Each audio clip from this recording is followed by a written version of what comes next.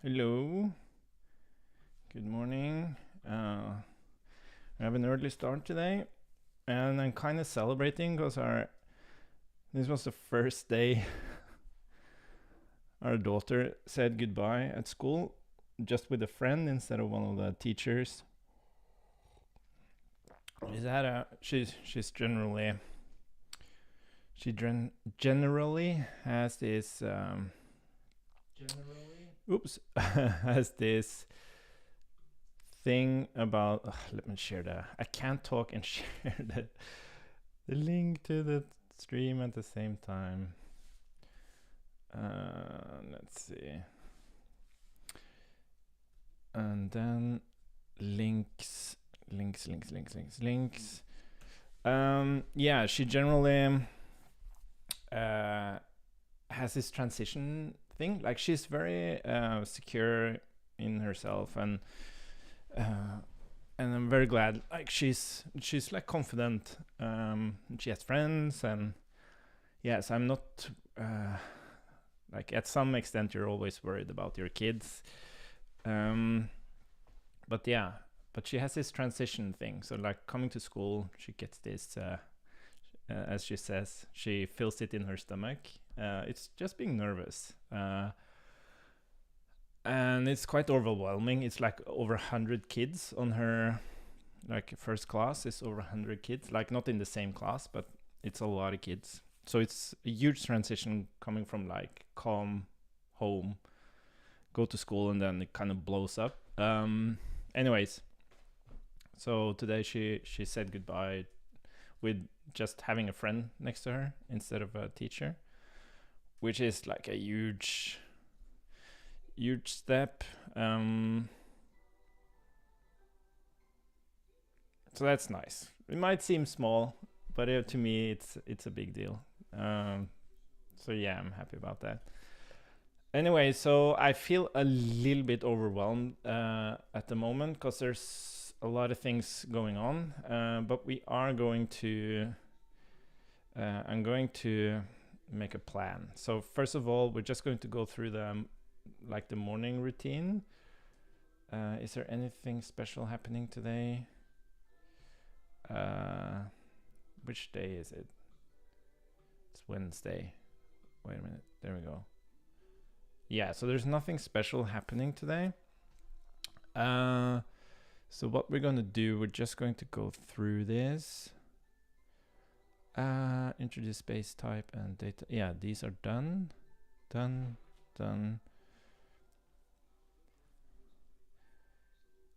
Yeah, and then we're working on the onboarding, or like the going into VS Code.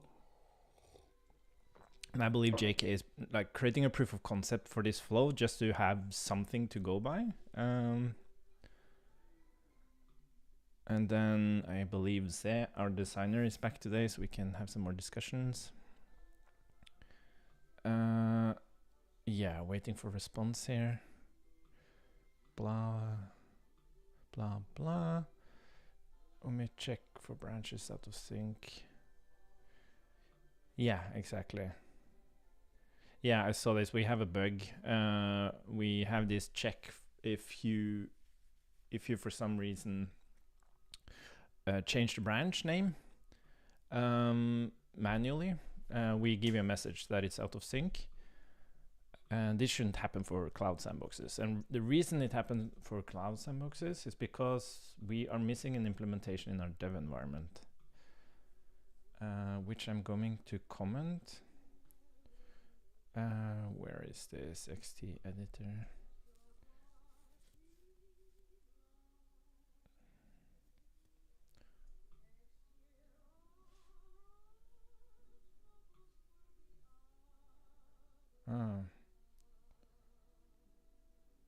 User authorizations.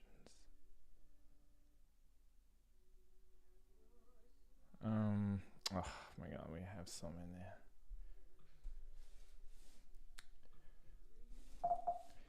Yeah, this is really because we cannot test cloud sandboxes in dev. I will bring up the conversation again to create a plan to get that working. I also noticed this happening when you branch out. I believe branch out on a repo. I believe this happens because when we branch out, we fork the VM now on the wrong branch, and Picture Manager will reinitialize picture with the correct branch name. Maybe we forgot to handle that case. I will check the reinitialize branch in host TS and see if we indeed update the expected branch initial the host. That it's amazes me that Slack hasn't been able to fix like inline code when you use the what's it called, template literal character. It's just, it doesn't work very well, so I can't like get out of it. Like now I just wanted to, like, if I hit space, I'm still inside the inline thing, and then I can't use my arrow keys to jump outside it. It's really bad. Host TS and see if we indeed update the expected initial branch. Yeah, so I need to find that conversation on we are not able to test CodeSandboxes.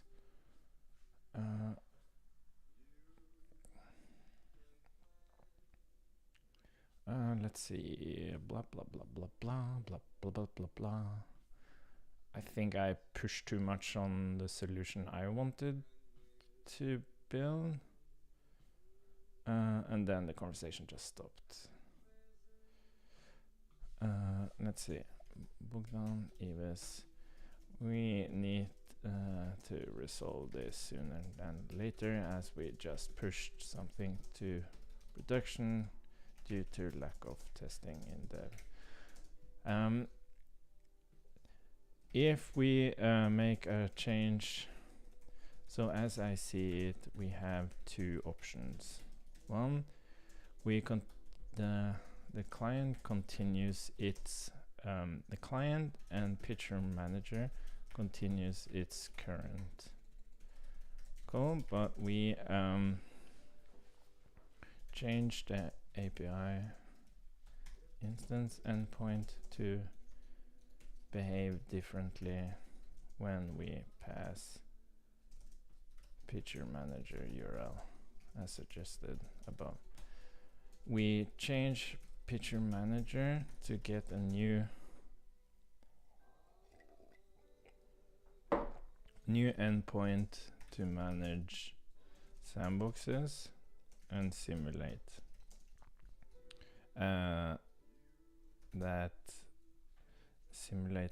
initialize message coming from the API.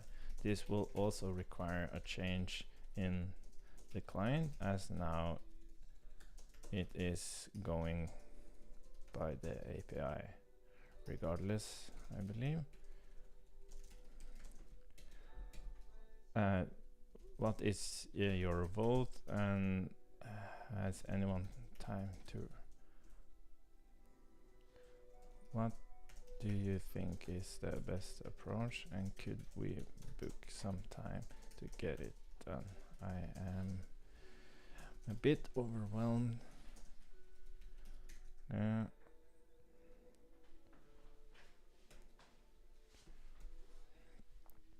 Cool. So we'll get some progress there. I am all over the place currently. I'm just answering a colleague. And the new spaces designed for the editor. Exploring VS Code as a web experience, and investigating how we can reduce the friction getting into local VS Code, and general Git improvements. Well, maybe I shouldn't. But generally working on editor team efforts. What about you? Diving into no?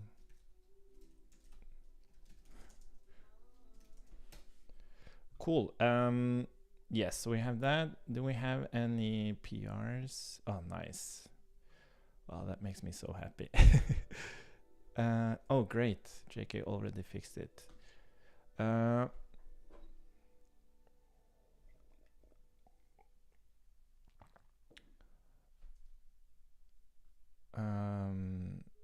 Oh, it's actually an application. I don't have Git providers inside Picture to send the current branch, so just check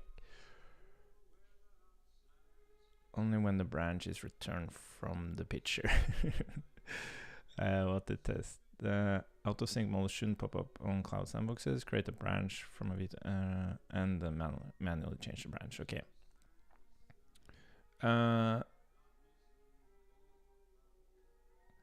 Yeah, so what it did, he changed.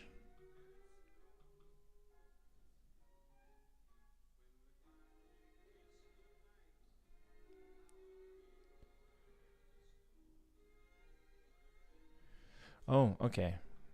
Is there?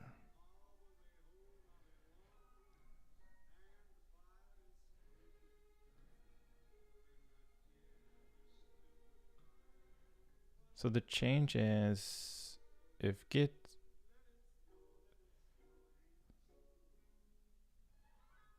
Okay, if no Git status branch. Okay, yeah, so it sold it in the client.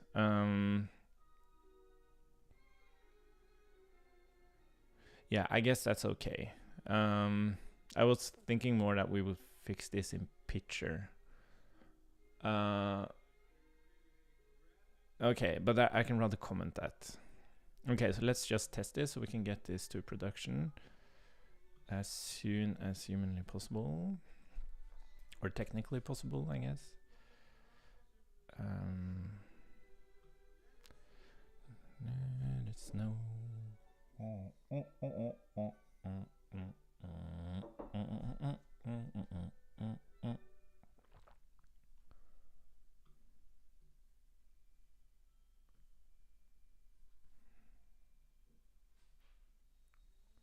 There's something fishy about the infrastructure. It's taking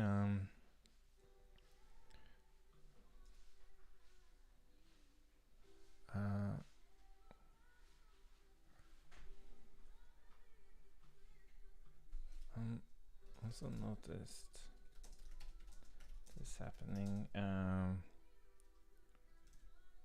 coming in from hibernation.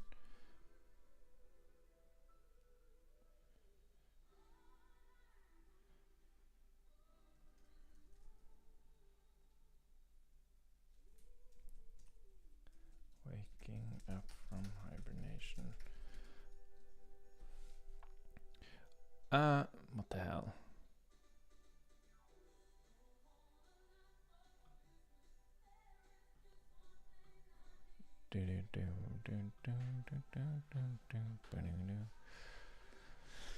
So what we're gonna work on today is actually I have quite a few things that I want to work on, but first we're going to just calm down because I discovered something yesterday which I'm excited about to fix, and it's a good like mind exercise.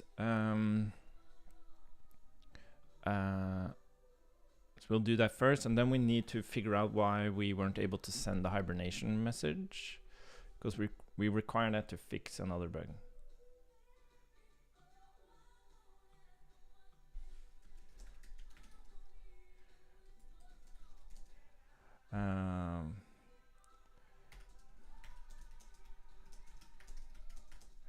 Hard to identify, as the whole thing was really about within a branch.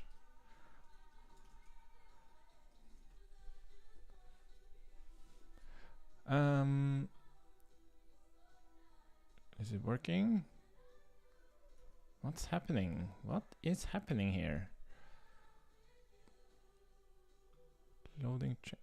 Is this let's see.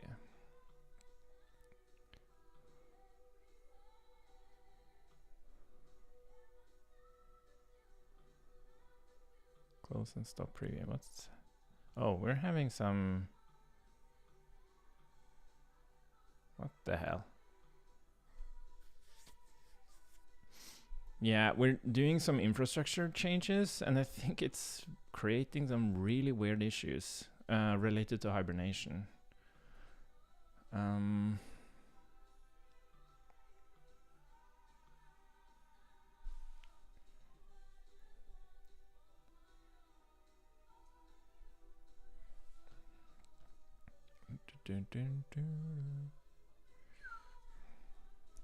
Testing your other PR now.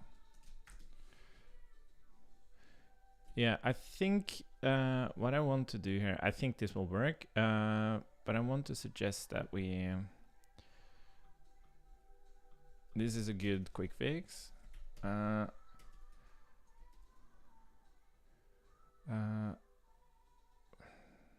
Yeah, I'm not sure if we should do this.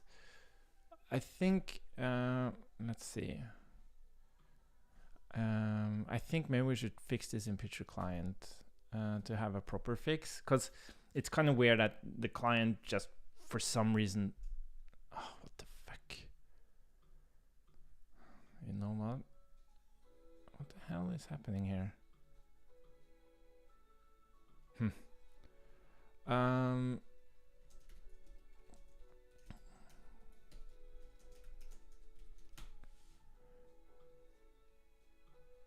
Sometimes next is just acting up. Wow. Oh.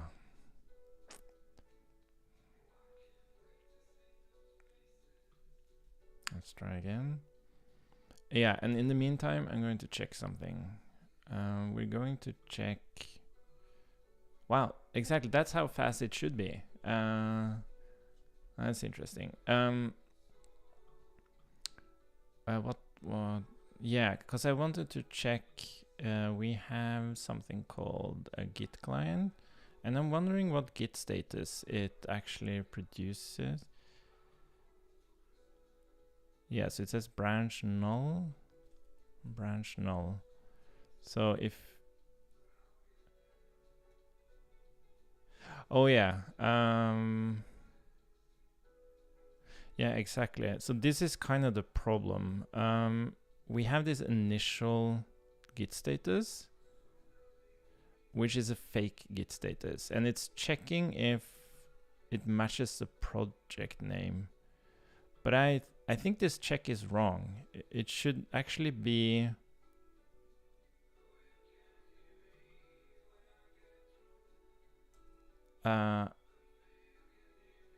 no, sorry. No, that check is of course correct. I'm messing up target branch. So the point is that this branch isn't really populated correctly. This branch should really be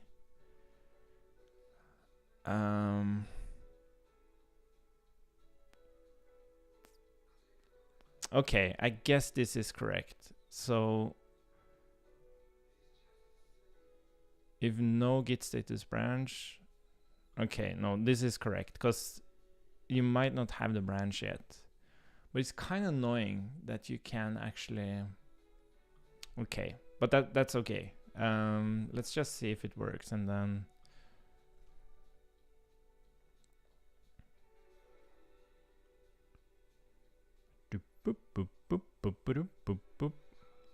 okay, so we went this place.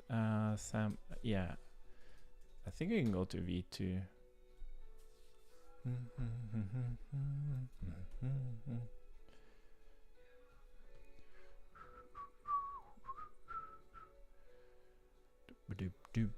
We're basically just gonna check that it doesn't pop up, and then we're going to create a branch of a repo.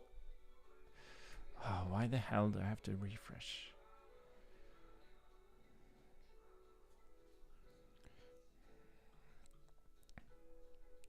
Okay, that's nice. Nothing popping up here. What if I fork? Oh.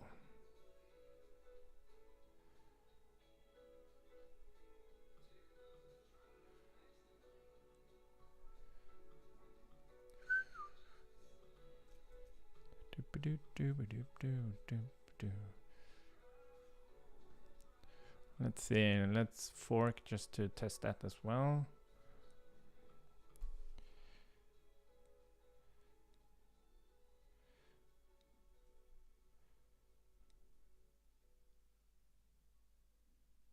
Oh yeah, yeah, let's see.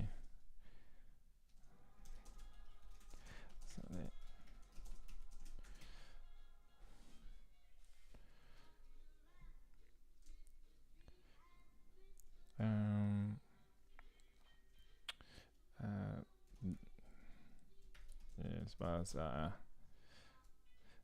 this was not something we could have discovered in testing, as it is such a deep technical unrelated thing that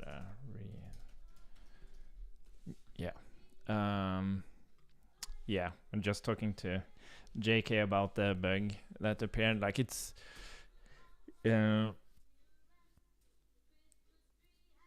all the time. Yeah, exactly. Yeah, Pitcher doesn't send anything for sandboxes. Yeah, I just looked at. Oh yeah. Related to the PR. Yeah, it's no all the time, so it makes sense. I'm not sure if it's typed like that. Probably is. So yeah, it makes a lot of sense that we might not have a branch. We technically do though, so it's kind of, but it's nothing we like now. Conceptually, we don't really have a branch on the sandbox. Like we're still discussing what Git means for a sandbox. Like technically, it will be its persistence no matter, but like, is it something that users should be aware of? And what does that like mean?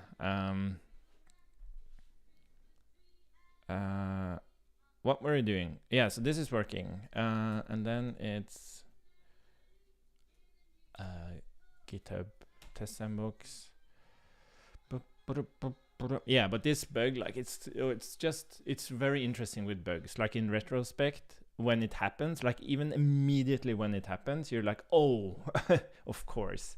But when you do the testing, and especially when you implement it, it's like it's just to even solve anything, you have to narrow down to the specific problem. And it's incredibly difficult to pick up like consequences of things. And especially here, it was like completely... yeah, so this is a thing that's being fixed now, which is unrelated to this test. But if I go in here now and I say git checkout main, it should pop up shortly, I believe. How often do we pull? That's weird.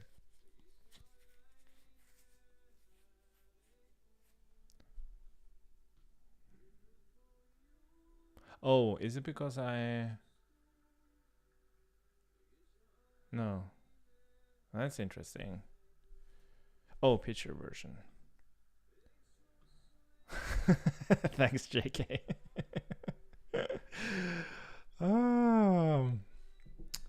Yeah, I really think we should push this whenever, like it doesn't take much time to restart. It doesn't take much time to restart a VM and we kind of restart them already, creating our memory snapshot. So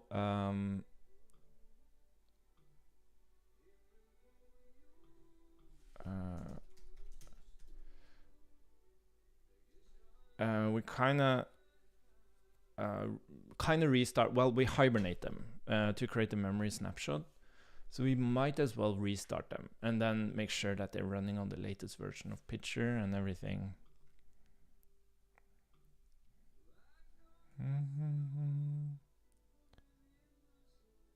Oh, is it connected to somewhere else?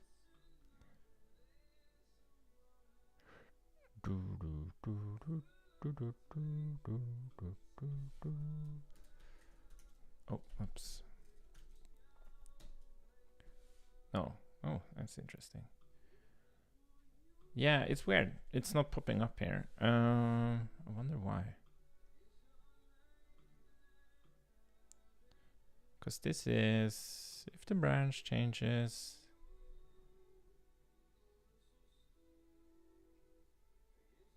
By the way, yeah, I remember something now. We don't always have the source branch name. Actually. Yeah, and I think that's why it's not popping up, because the source branch name is main on the fork. So you actually have to use project name. It's really bad that it's called project name. But if I change this now, and yeah, because source branch name, I believe that is used to identify like what's the source of this branch. So target would be really be like what did you branch off of, but source branch name I believe is supposed to represent like the, so if you branch a branch, the target branch is the branch you branched from, while source branch is still main. Like that's where the source.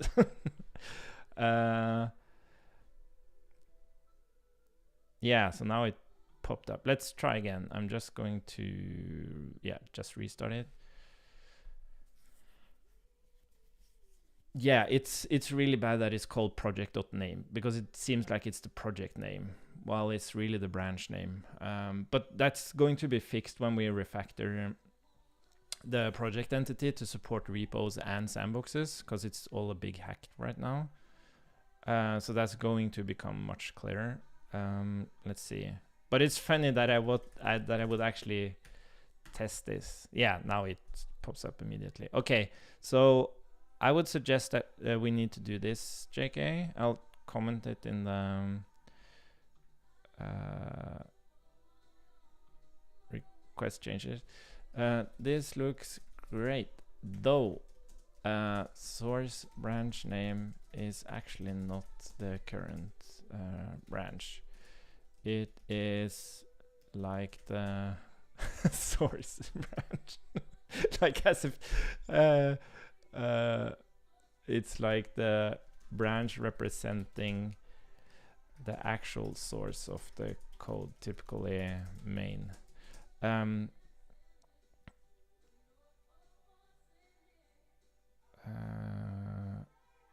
Yes.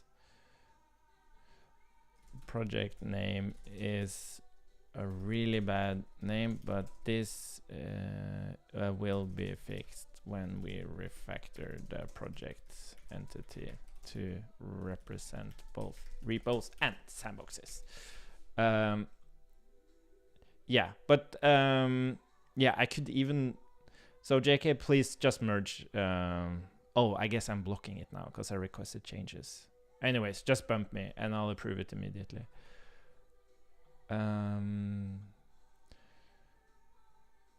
Yeah, it's like Git is difficult. Like you have source branches, target branches, remote branches, local branches. There's a lot to take in.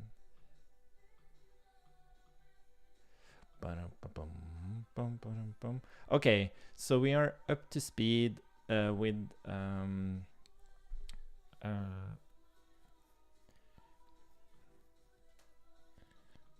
editor calls pitchman. too, but picture manager.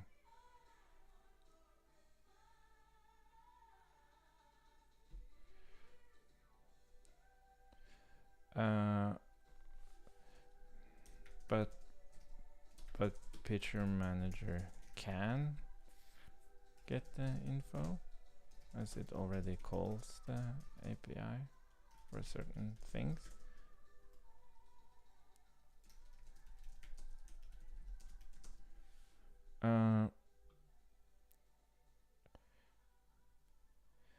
Yeah, let's look at the reinitialize scenario. It should be, like in my head, it's like on reinitialize, we do get the branch, and we even call a method on picture called set branch or something.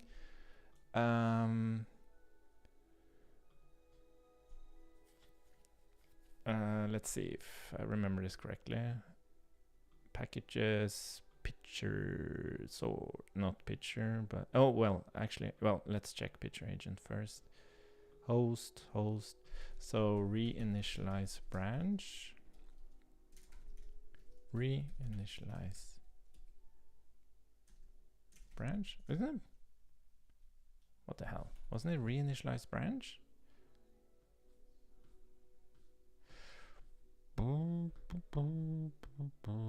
Oh, handle branch reinitialize. Get user pre-init. Change branch.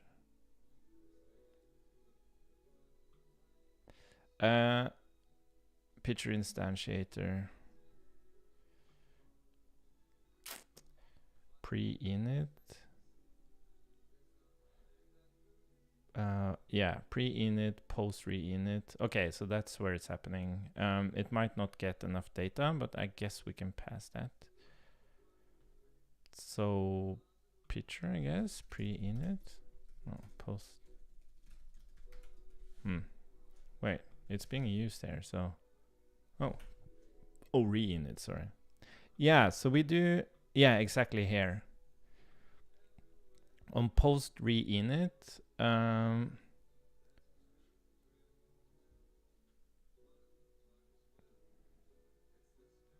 update branch ID, this API. Are we calling the API from picture?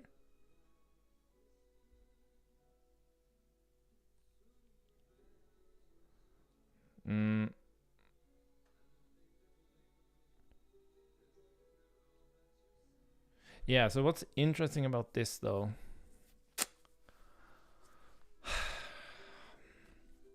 So post re-init, I think the user might be connected, as it states here. Should be called as the last thing when reinitialize. Logic in this function requires picture to be in the state the user will receive, with branch changes and everything.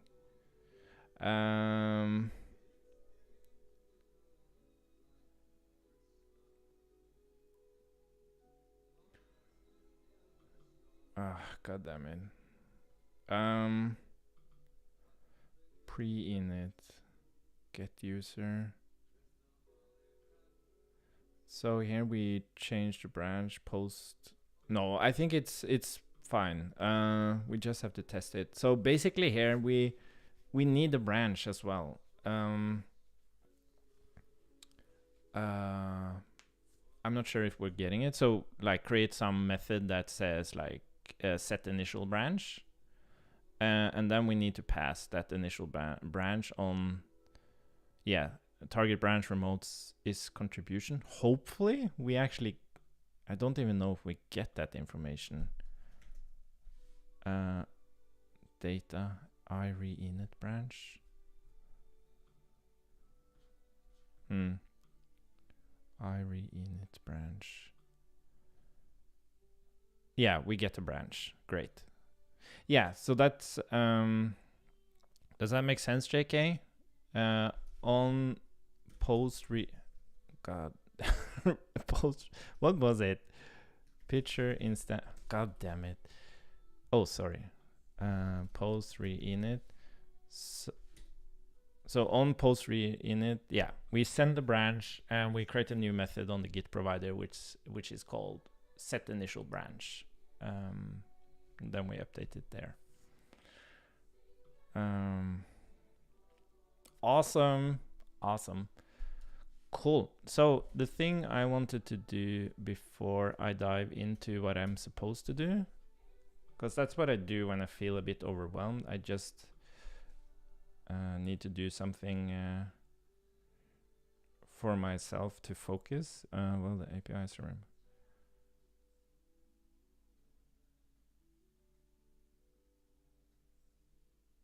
calls to get branch info returns. Okay, but I guess that is because it calls the branch endpoint. The way we handle this in other places is that 404 of a branch means we need to call the sandbox endpoint instead to get the info we need.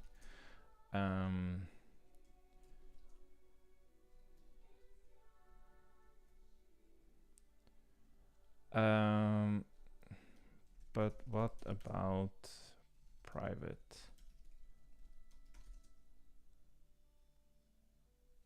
Does is picture manager able to get private sandbox data? I guess since it is able to grab private branch data.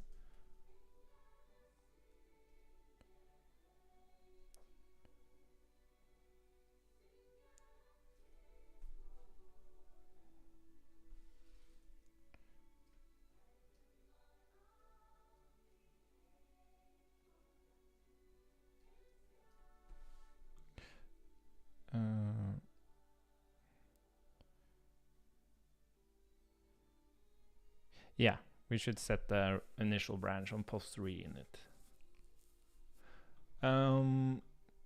Let's see. I'm going to find the branch I've been working on. What the hell was that pop-up thing?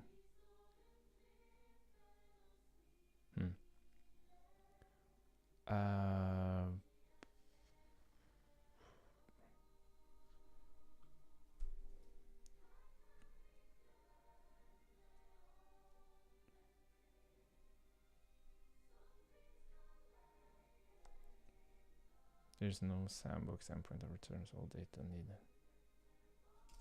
But but if we have to change the API regardless, will we not go for strategy 1?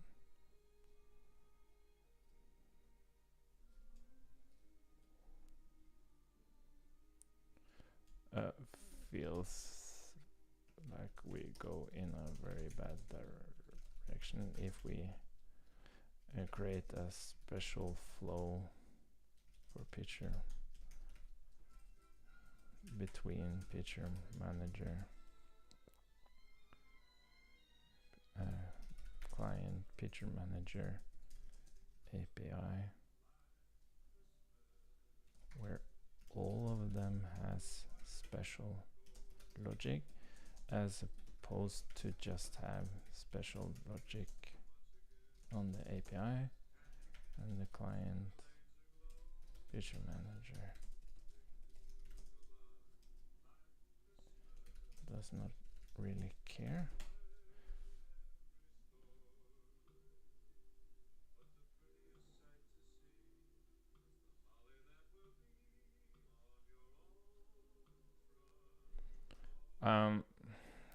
I'll invite to a session so we can conclude on it, because we feel a bit crippled on the editor team at the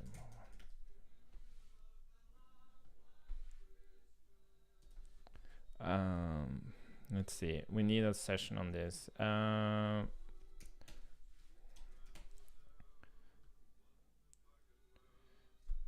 So when would you be available to conclude on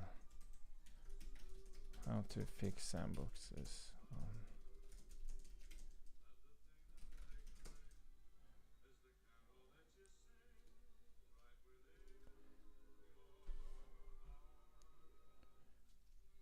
Okay, but we'll need evis as well. Okay, we'll live with it for now. I think this is the thing I was looking for. Was it? Yep, it was. Okay, so I noticed something last night. I don't know why I started looking into it, but I did. And we have this thing called CodeSandbox state, which is a tool that helps us deal, or was supposed to help us deal with very complex state management. And it led to becoming like a state management framework because we were exploring some other ideas which we kind of combined with this, and then it was a bad path. The good thing that came out of it was that we do have a tool for managing complex state management. But there was one thing I just couldn't conclude on, and that is the thing that we call use state transition. So the way this works now is that you can say, okay, so if you go to foo, if you enter the state foo, do this thing, hello.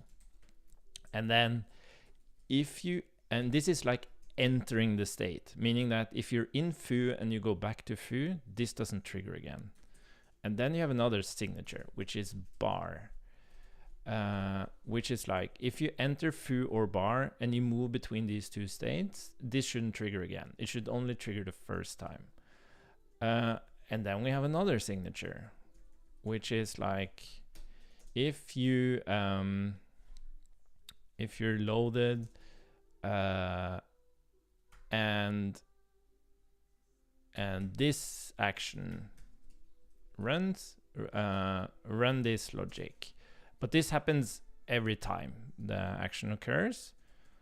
And then you have, okay, if you loaded this action and it ends up in new state, then run this logic. Or you can even say if it ends up in this or foo. Like it was just building, iterating and building on top of this. And the bad thing is that it's hard to reason about what does this mean? Is this the state I ended up in, or is this the state I started in? So if I started in, so with this signature, it's like with this action, like did this mean that I started in loaded and then this action occurred, or did I end up in loaded because of this action? And that has been like a constant confusion. So, and another thing is that we have a bunch of use state transition, because each of these ones, they first describe like what state transitions, and then they have a callback.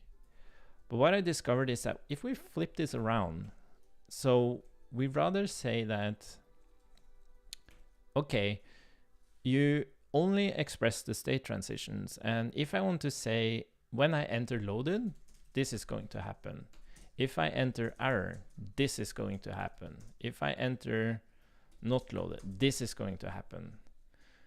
And then I was reflecting on, okay, but what if I'm loaded and I want to manage the add to do thing? So we have a signature now for that. But what does this actually mean? So now you could say this signature is like when I entered loaded, this should happen. But if now this means, this actually means when I'm coming from loaded and this action triggers. But that's wrong. It should still be the same. So when I enter loaded, given this action, then this should happen. And then there's going to be like another signature is like, I guess loaded. So if I come from loaded, this action occurred and I ended up in loaded. But that's like a very rare signature that you need. But the most important one is like, okay, I ended up in loaded because of this action. But the problem is, this is wrong. I'm not sure if we can see this right now. Where is, oh, reducer. So, okay, so in this case, it kind of makes sense. But if I were to change this, okay, so the problem is that now we create this signature by looking at the transitions themselves. So we say that in loaded, oh, here you have these actions, but that's actually not correct. What we need to do is that we need to look at how can I end, what actions leads me to this state, as opposed to what actions are enabled on this state. And I think that's going to make a lot more sense for the signature, because it works the same way. Like I entered loaded, or I entered loaded because of this action, or I entered loaded because of this action when I came from other state.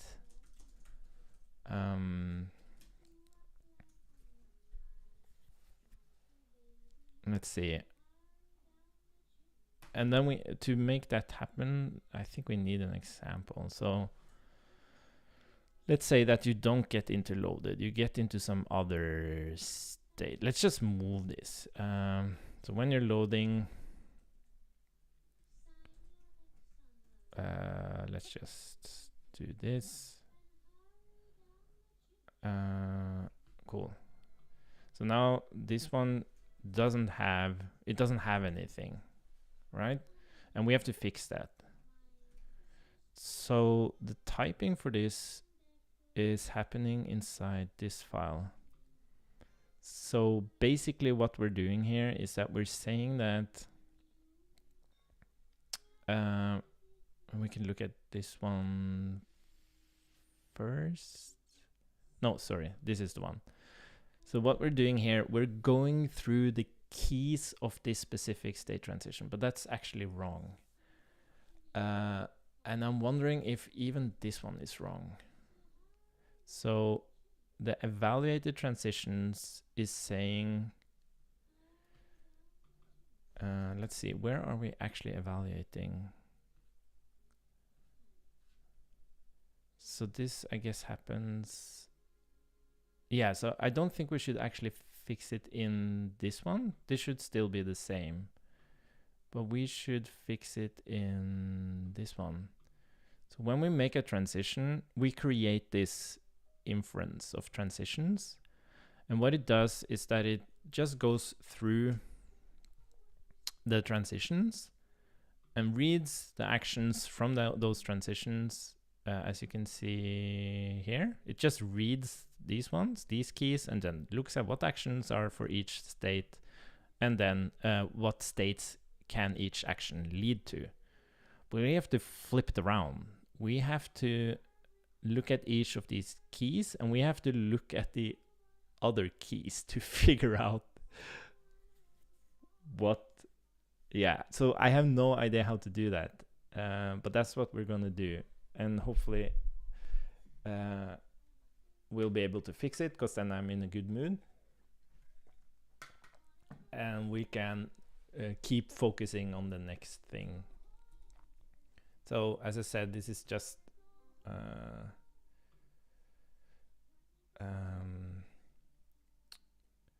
overwhelmed by stuff at the moment. Oh yeah, approve once again. Let's just approve this one for JK so we can move on. But oh, don't you need to? Oh, sorry. Oh yeah, because there wasn't a change here now. Sorry. Approved, JK. Approved. Approved. Okay, so let me just quickly look at this. What were we doing? Yes. So how would we do this? Yeah, awesome, JK. And let me know if you if you discover something looking at the host thing, like setting the initial branch there. And especially when it's up and running, I'll go straight into the PR so we can get it merged. Okay, so let's imagine that we have foo. Let's do something very simple. So we have foo bar, and when we switch, that can lead to bar, and when we switch here, this can lead to state foo. Okay, so what we need to do is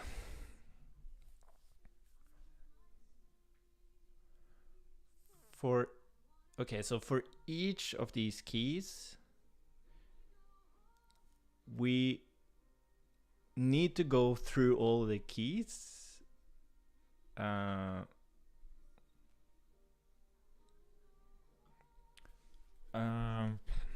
let's see.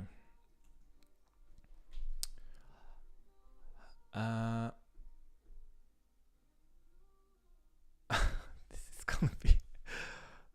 How would we do this?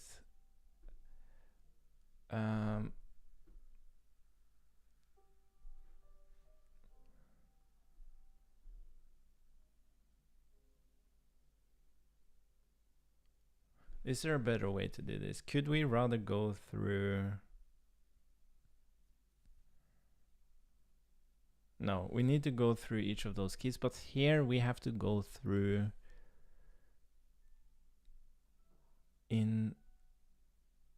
here we have to create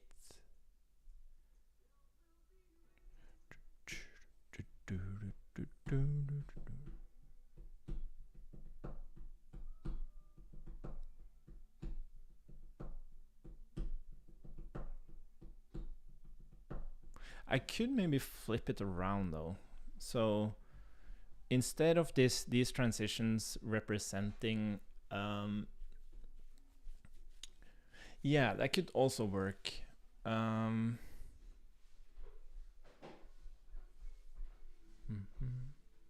that wouldn't work. That wouldn't work.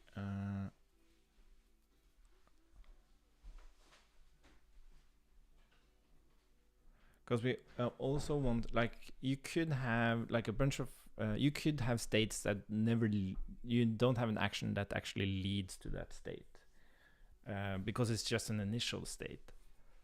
So we definitely need to go through each key here. But the thing is, we shouldn't go through each of these for that specific key. We need to go through all of them.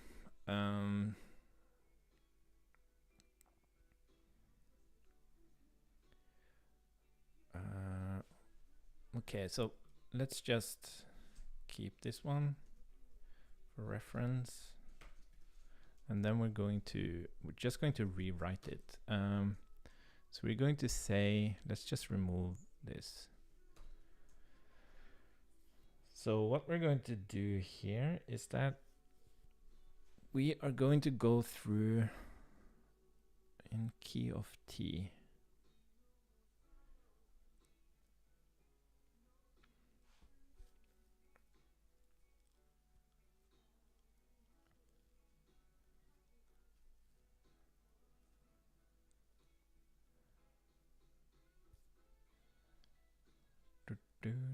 Wow, this is a tricky one. Like, the information is there, but I have no idea how to approach this.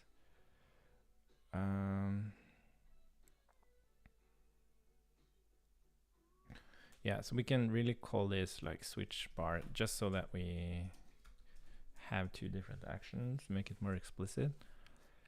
So the actions here would be any action that leads to this one. Any action that leads to this one. So we would have to, so again, we would have to go through SSS in key of T.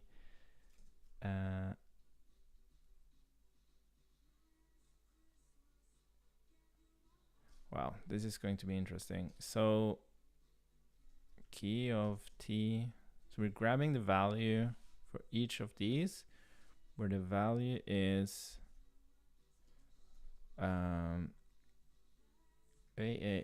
in key of T SSS, where we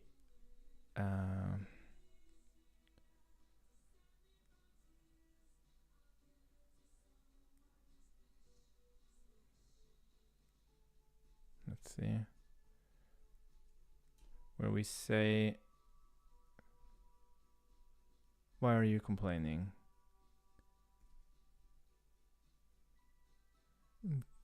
Oh, key of let's see. So this would be key of T SSS. And this would be if it extends state SS. And I guess this is SSS. No, not the return type. This would be AAA. This is the action. But I think this is a challenge, because here I think this should be a string, like, or just to have something there. So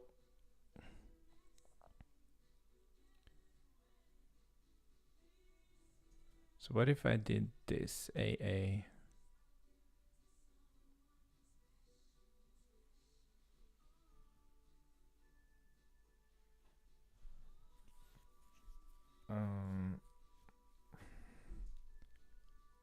So yeah, AA in, okay, let's just do string. So here we have, we're going through foo bar, and then we're looking at foo and bar and its actions. We're looking to see if the return type extends the state in question, and if it does, we return the action name. And then this is just a way to like return the values of the object. So what this object results in is these ones, a union of actions. So that means, can we test this immediately?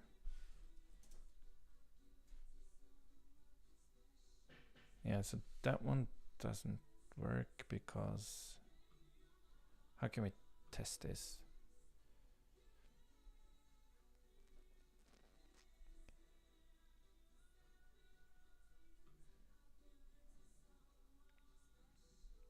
Because you're saying the transitions are,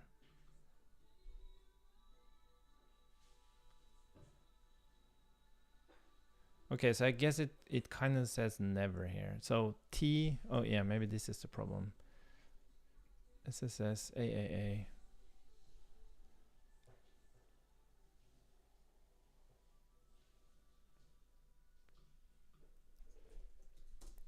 Yeah, exactly. So the way you get into loaded is by add to do or fetch to do success. Is that correct?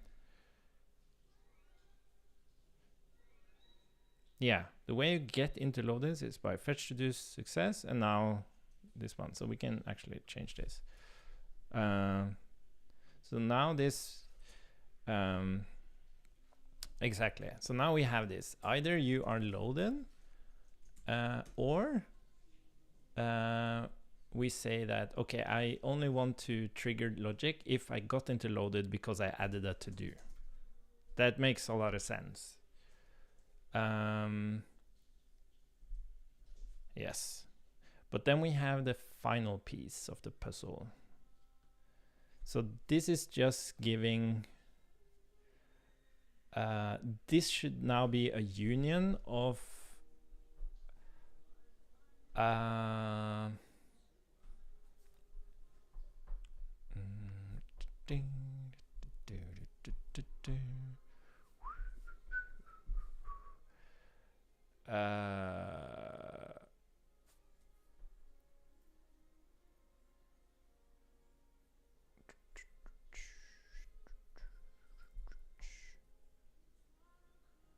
this should now be where did the action come from?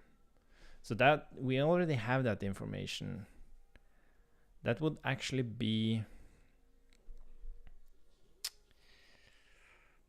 so this is a little bit tricky because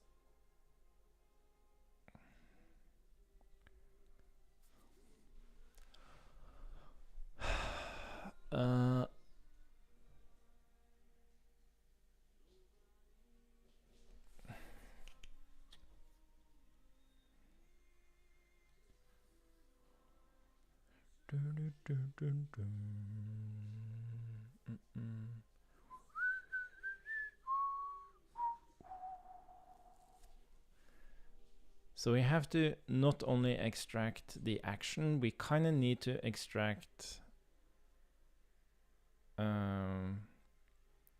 the SSS as well, because this is the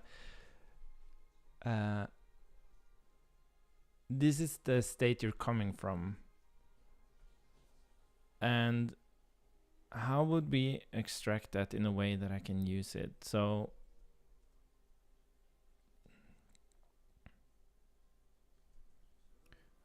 in an efficient way.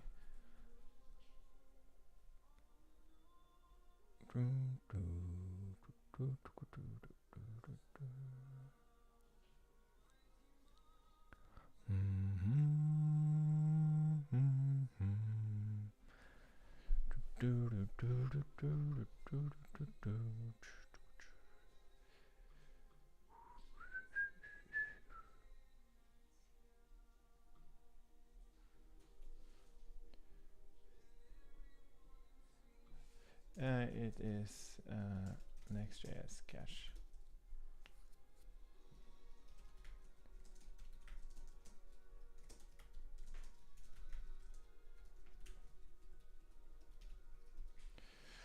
I want to solve restarting the VM with cleanup tasks when we pull from remote, because this always has runnable, has updated packages,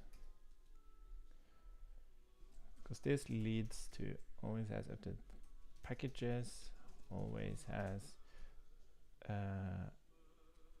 clean and updated dev server running, always has latest picture. I think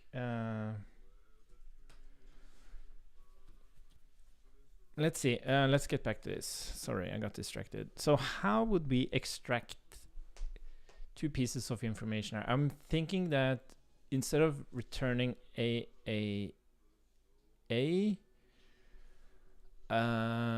we could return an object where you have the key is a, and we could say like key of,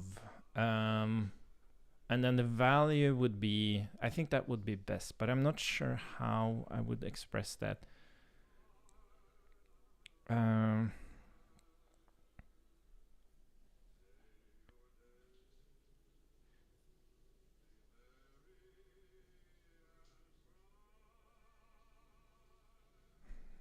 would we express that?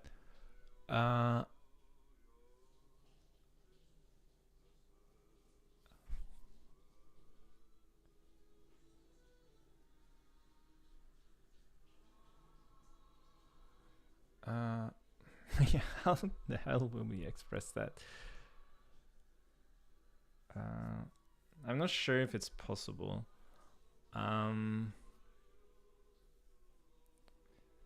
Because I think maybe we would basically just have to go through it again.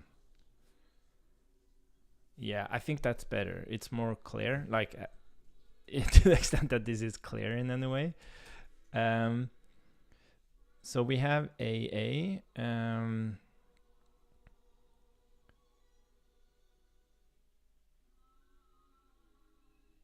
yeah, what this basically means is, yeah, just go through. Yeah, okay. So what we can do here, we can again just go through SSS in key of t. And what we're going to extract here is key of t.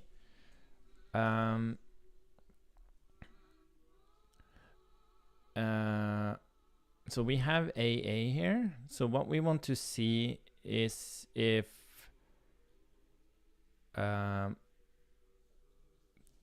TSSS extends AA, then it means SSS is a state that you can come from when you trigger that action, or never.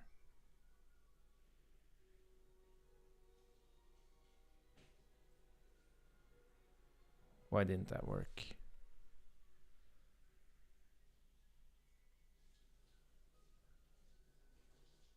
Oh yeah.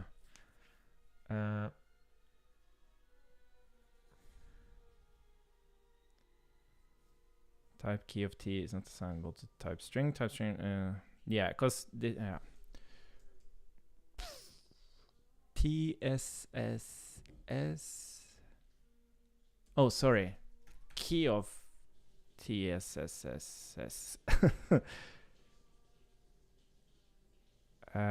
SSS in key of t, that is like foo bar, and then we say key of TSSS extends a. Okay, so I think that I just have to narrow it down to it being a string. Is it AA that's a string?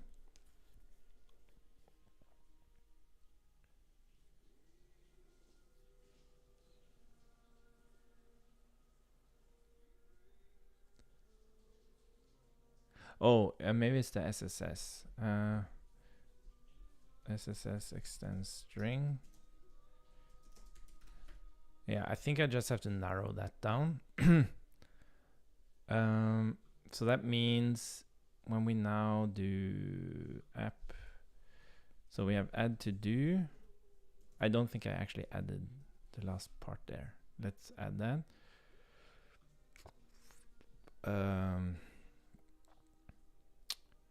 So this can be that thing, or it can be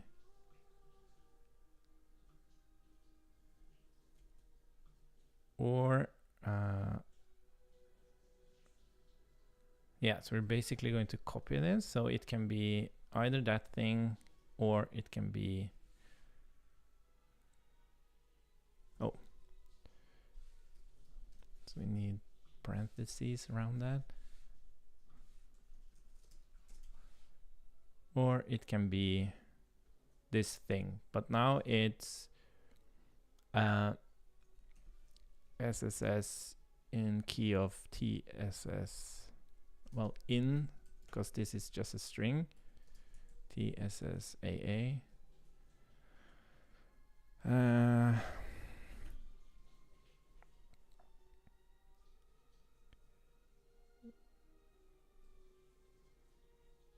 Yeah, and we probably need to flip these things around a bit, but I think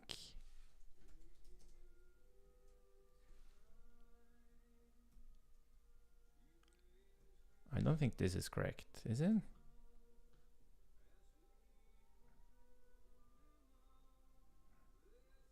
Yeah, why did error pop up there?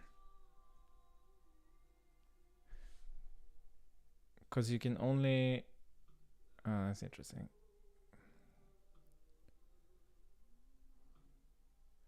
So we're saying... the question is...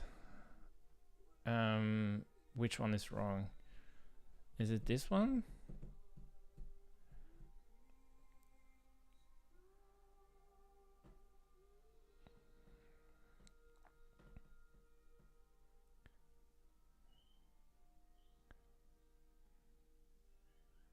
Yeah, no, I think it is this one.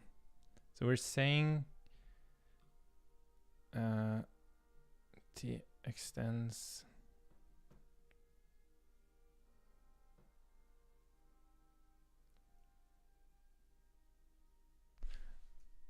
Maybe it should be opposite. AA extends.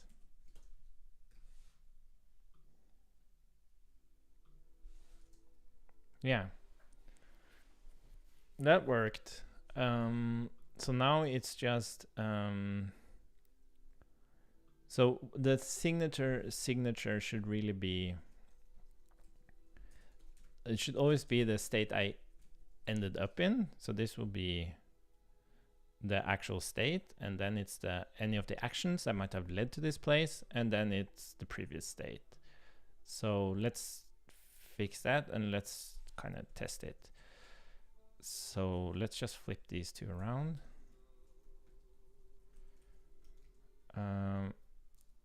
So that means state would need to be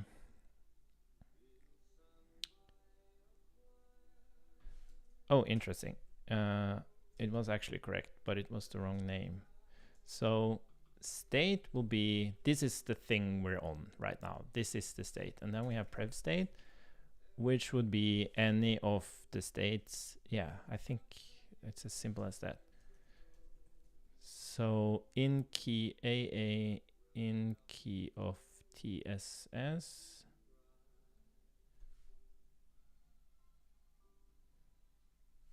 Yeah, again, yeah, I think it's just renaming these. So this would be, yeah, so this would still be SS.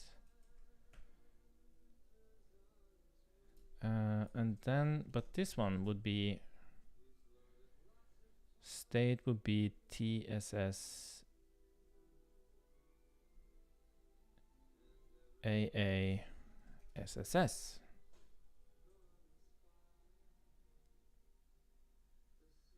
Oh, sorry. It would be SSS. That's it.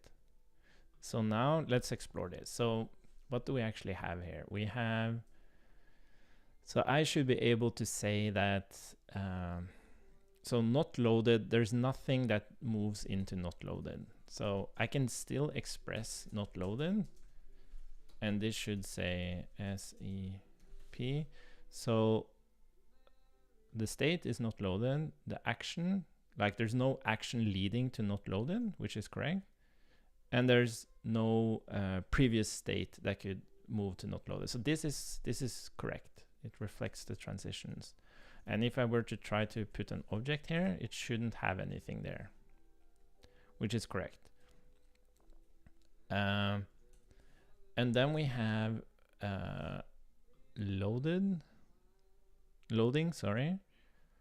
So loading can be reached by fetch to dos. So let's explore that. So loading itself, AP. So we're loading. The action that can lead us there is only fetch to dos. And the state that led us there is not loaded. That's right. And then we can say, if it really was fetch to dos that led us here,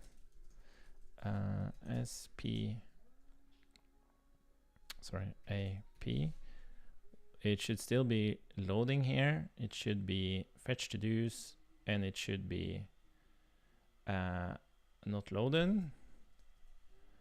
Like there was just a single, and then we have not loaded, which is like the most narrow specific thing, and it should still have the same signature. Loading, fetch to dos, P, not loaded. Great. And then we can take loaded, which has two actions, which is more interesting. So loaded, SAP. Oh, the sun is coming.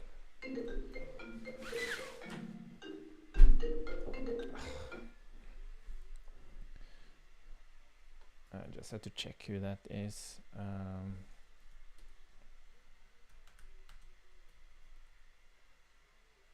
Yeah, salespeople. Let's see. So we're loaded, but here we should have. Yeah, but can you give me the type? Yeah, so here we have add to do or fetch to do's can lead to the loaded state. But it's only, and it's either the loading state that leads us here, or it can be the loaded state that leads us here. So that means if we narrow down a bit and we say, no, I just want to handle add to do. As a P, we say that, okay, we're moving into loaded. The action that led us here is only add to do because we narrow down to add to do, so we don't have the other action here. And the thing, the state that led us here is loaded. So that's also been narrowed down now. But we can still say, I also want to actually handle this case. And then we have SAP. So again, loaded, and now it's the other action. And we have, it was the loading state that led us here. This is awesome.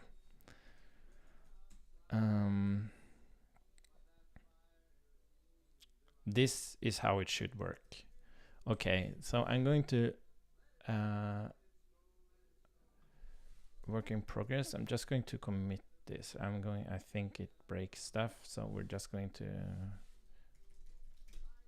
git add, git commit, work in progress, no, verify, and then we're going to push. Oh yeah, set upstream, origin drop. Oops. This is awesome. This is how it should work. This is exactly how it should work.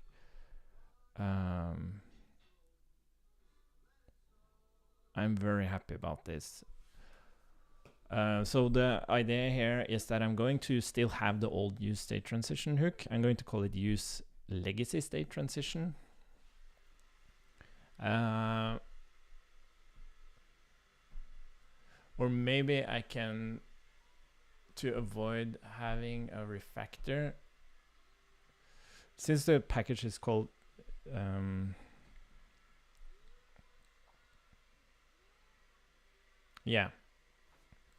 going to introduce it as a new hook called use states, because it kind of points nicely back to the name of the package, and it's shorter. You could argue that it's a bit conflicting with use state.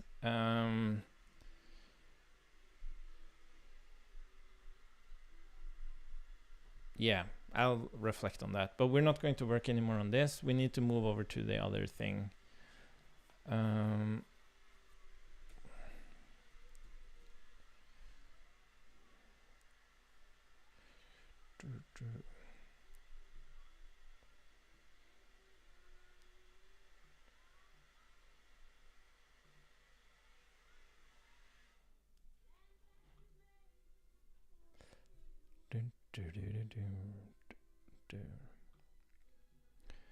Cool.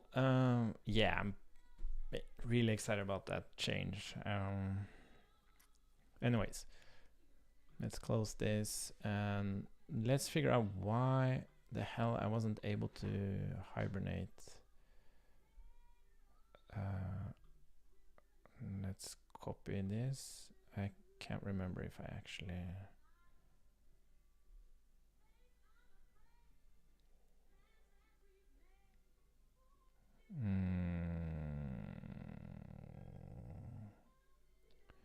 Was it inspiring Jasper?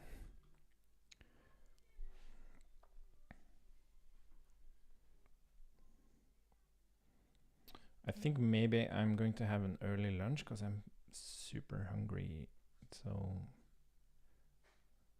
let's just find the branch and then I'm going to eat and then we can work on it. Because what we're going to do, we have to enable, yeah, this is it. We have to enable hibernation, be able to send a call for hibernation before we can actually fix the problem. Because we are triggering logic related to hibernation and we can't hibernate. Like we would have to like close the tab and wait for 10 minutes and then And that's not a good way to test. Cool. But yeah, let's do that. I'll put up my where is it? There we go. Having some lunch. Cool. See you in a few minutes.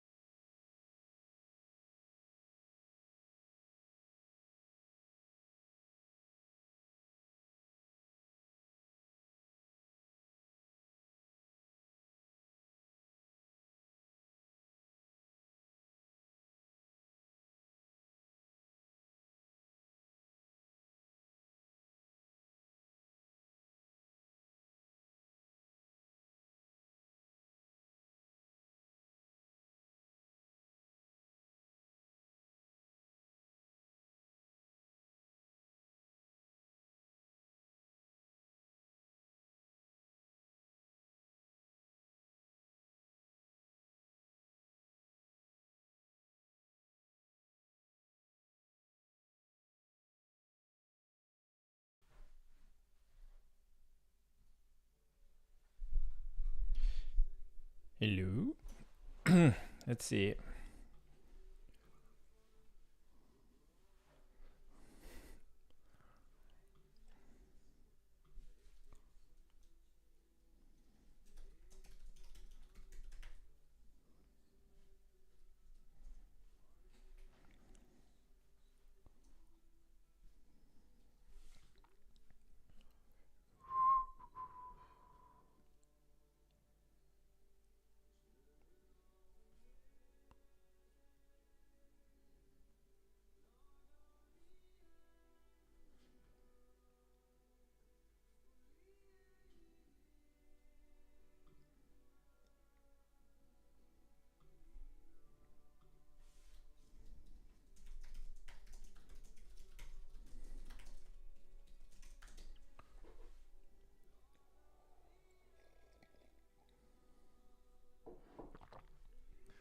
Um,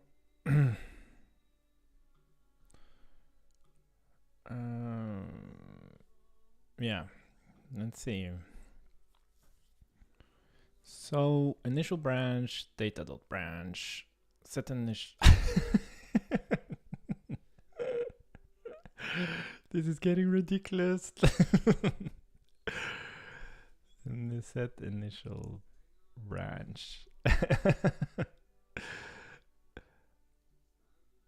Initial branch.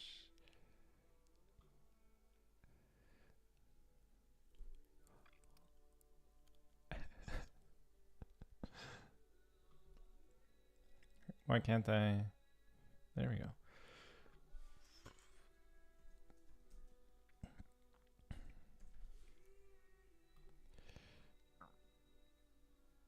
Let's see. Set initial branch.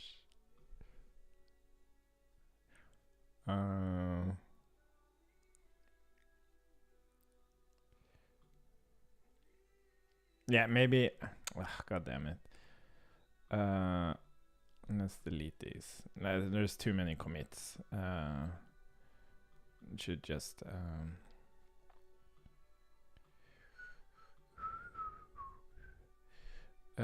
Okay, set initial branch, this initial branch. Initial branch. Yeah.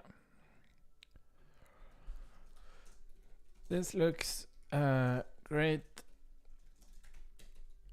Only a few places you are missing the N. So that was like in set initial branch methods and arguments.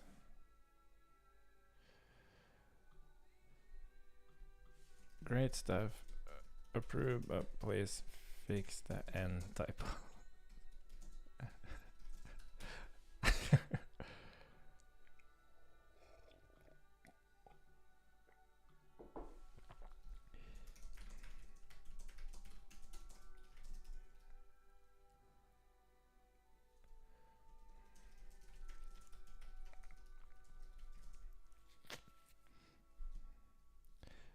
What are the limited features?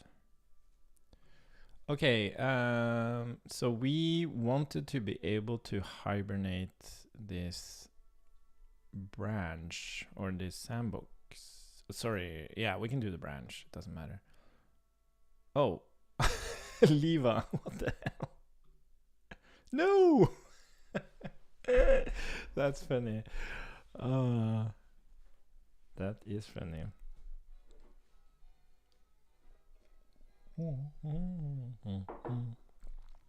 Okay, so let's copy the logs.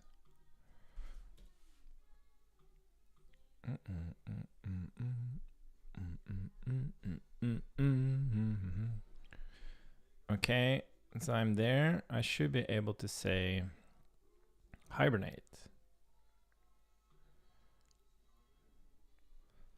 Bum bum bum bum bum.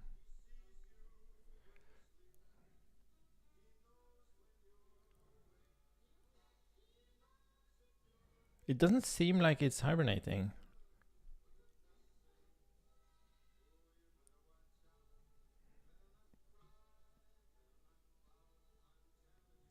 This is also interesting. We very often get this. It seems to be related to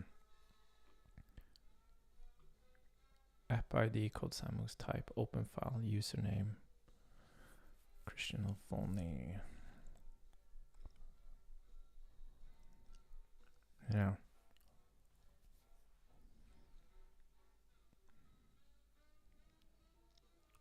And is document save? Which is also funny. Like, why are we getting... Oh, I think it's when we unmount the page. We send a save or something. I don't know. Okay, so why aren't we getting any hibernation messages there? Let's keep it open to see if it's triggered after a while, but we have to check this. There must be something going wrong with the hibernation.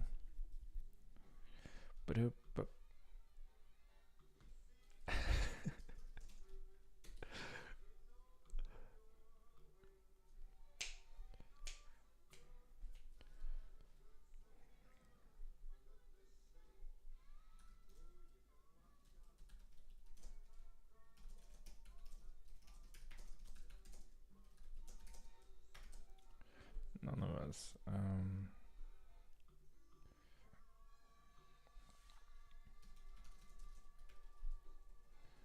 Just a type of thing that seems obvious in retrospect, but was definitely not.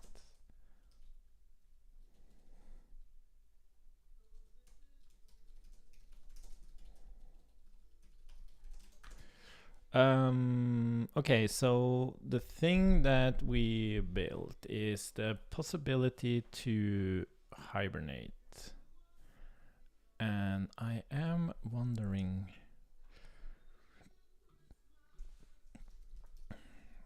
Well...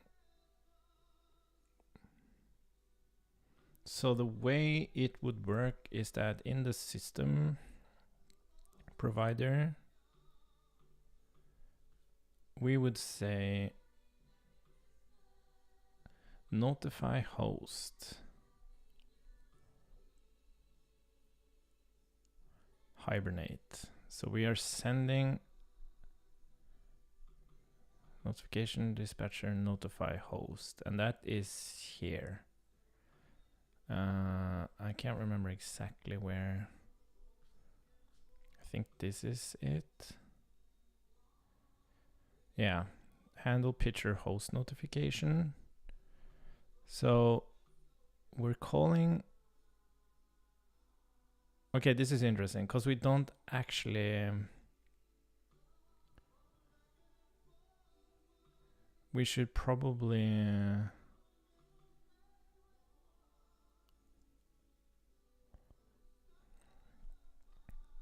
we might have something here. Because we kind of want to force hibernation.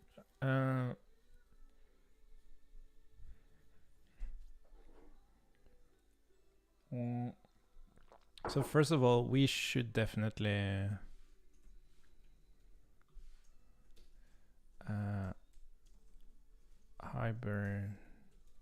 hibernating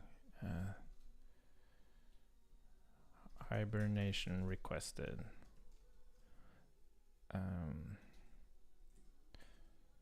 Sending hibernation to pitcher manager. Cool. So, and then we should write snapshot. I think that's actually, yeah, write snapshot. That's already there. Hibernate pitcher.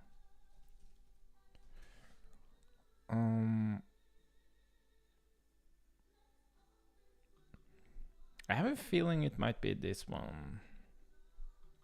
On will hibernate.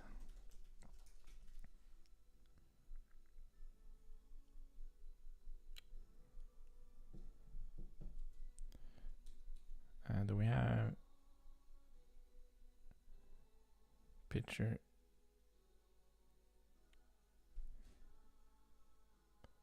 Oh, Oh no, sorry, yeah.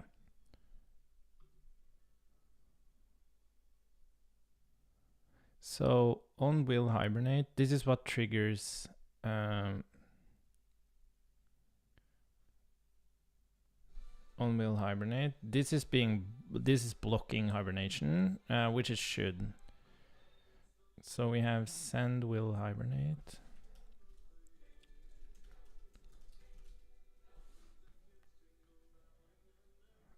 Why isn't that here? Oh, there we go. So we're just saying pitcher will hibernate. And then in pitcher, we're returning system provider will hibernate.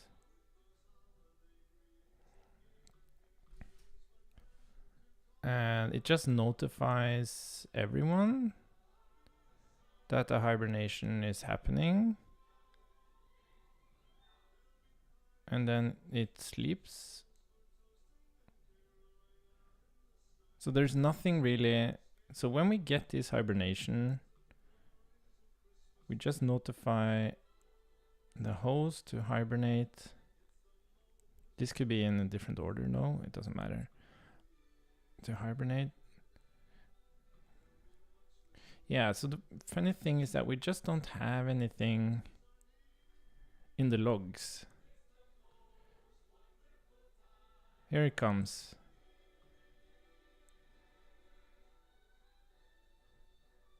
Lost connection to manager server. This is interesting. Yeah, so we should definitely add more logs to hibernation. So I guess that's what really happened here. It started hibernation, creating git diff snapshot. Where are we?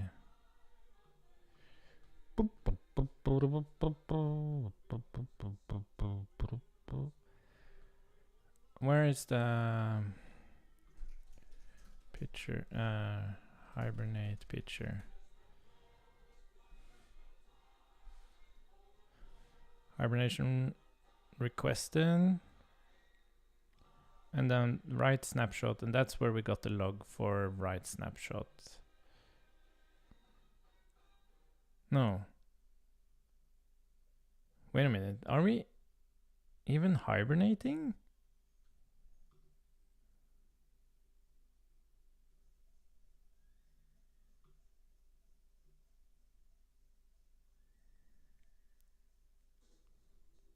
Start span. I'm not sure if these actually log anything. Let's see. Diff snapshot. Workspace utils.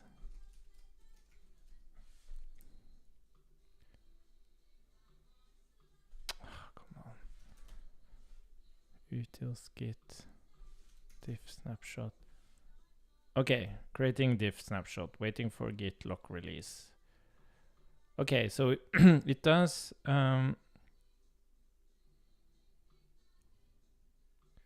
But this is not returning earlier.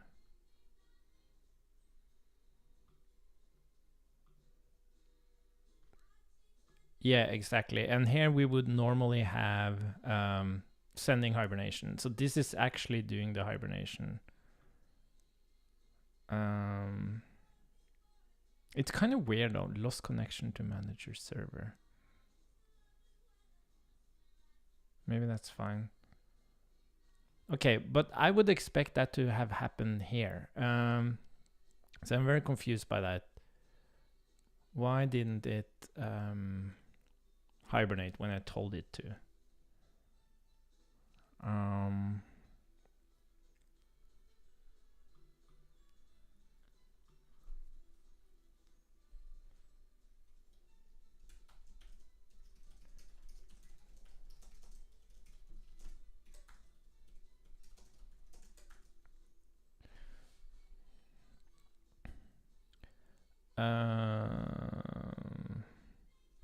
How should we approach this? So I can create a PR which add those logs, but I don't think it's going to help that much.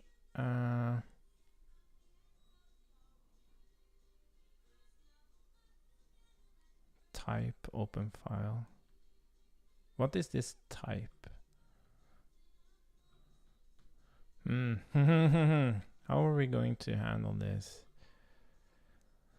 So these logs is beneficial no matter.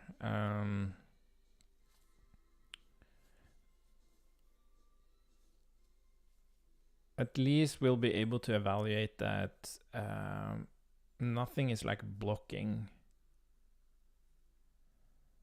But there is nothing blocking, so I find it quite weird.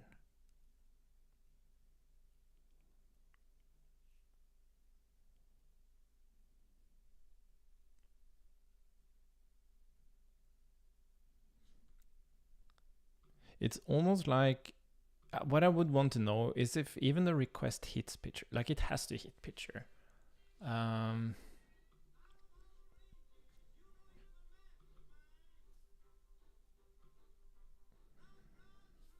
Notify host, like there's nothing, like this just works. There's nothing we need to do.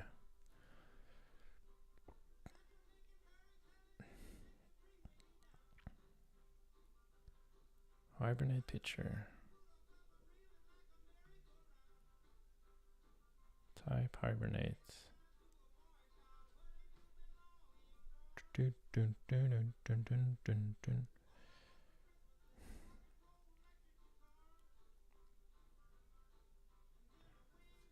Yeah.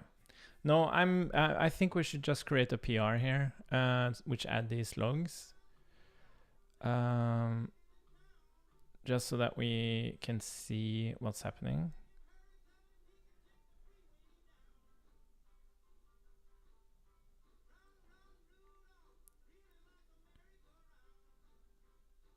Yeah, and I think we should also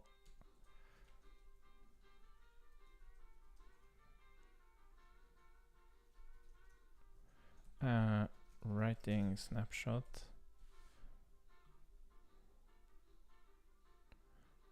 Cool. I'll create a PR out of that. I'm just going to merge this because it's just some logging.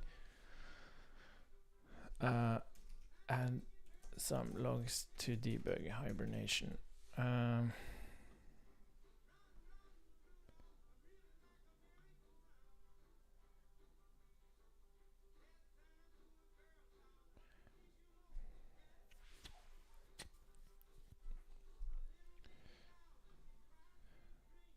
Yeah, I have a feeling that these things. Oh yeah. What should we call this?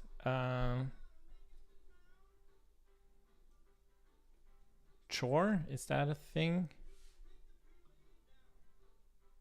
What's the... Yeah.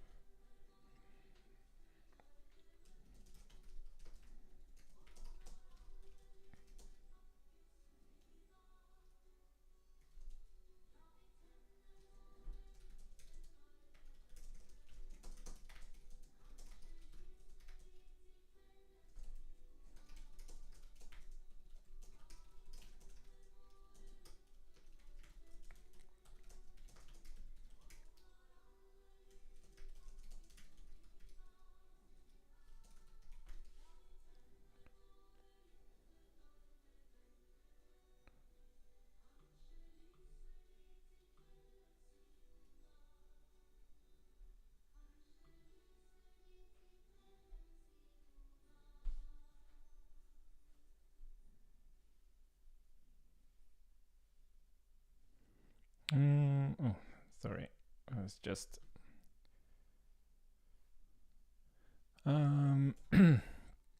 let's see, I don't think I really have to wait for this stuff, but I will.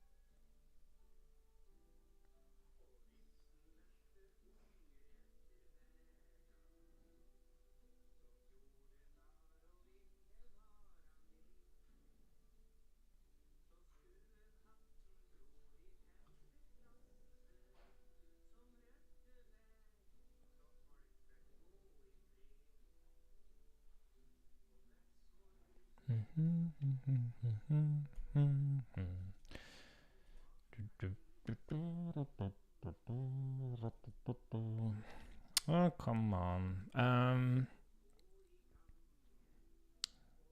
Yeah, maybe we could, oh. Did I still have the... No. I think I'm gonna...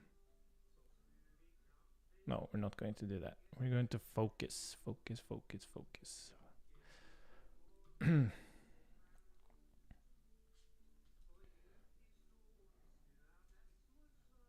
Yeah, maybe we could play around with...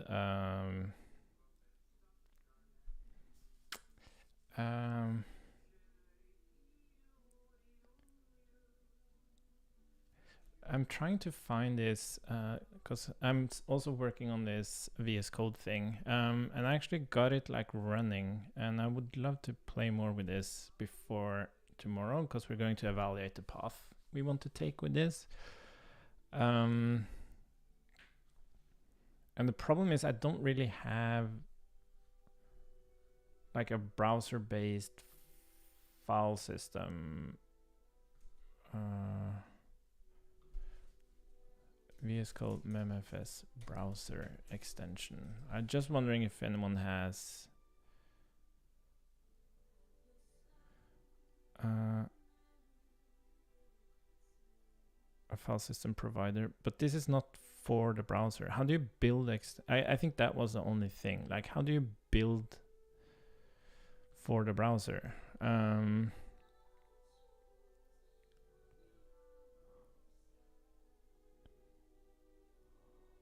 Test your... Yeah, test your web extension. So I think this was kind of the issue. It needs to be built. Okay, yo code.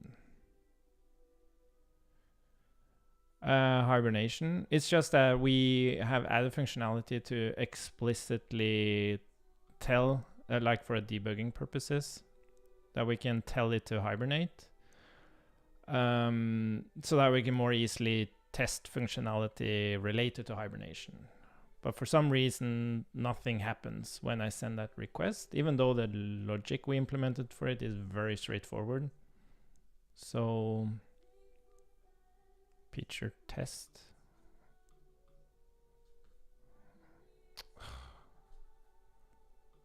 Whoa, what happened here? Oh, there we are. What failed here?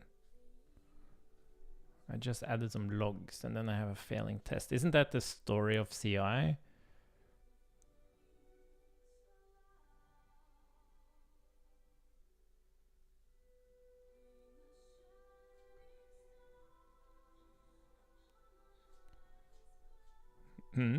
Segfault? Was it here, you mean?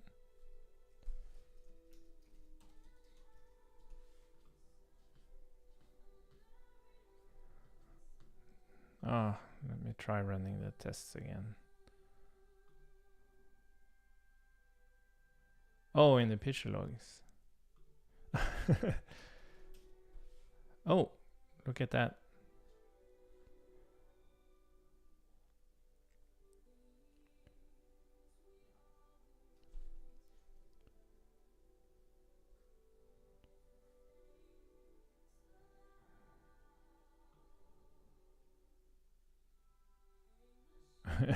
Jiffys? What the hell is a Jiffy? Yeah, no idea what this is.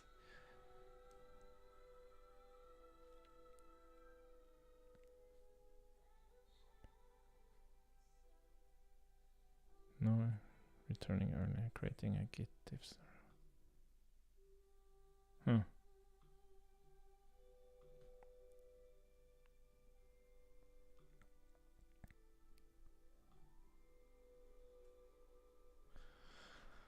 Oh.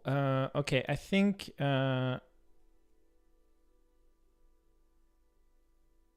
bright launch configuration accessible.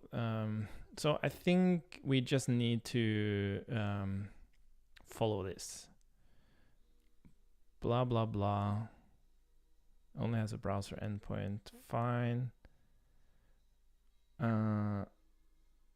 Extension, web extension. The web extension main file is defined by the browser. The script. Blah blah blah. Blah blah blah blah blah.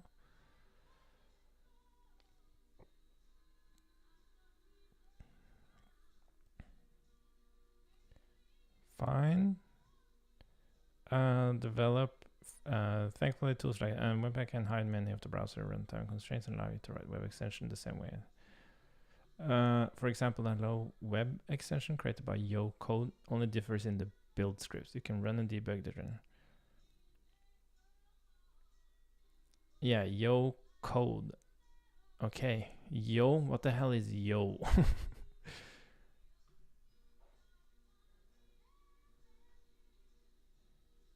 Generator code. Okay. Let's install that so we can get this thing running. While we wait for the logs here to go in. I guess we can just do this.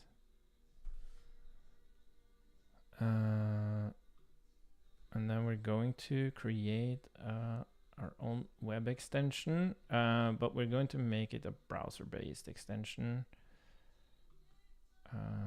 Let's see.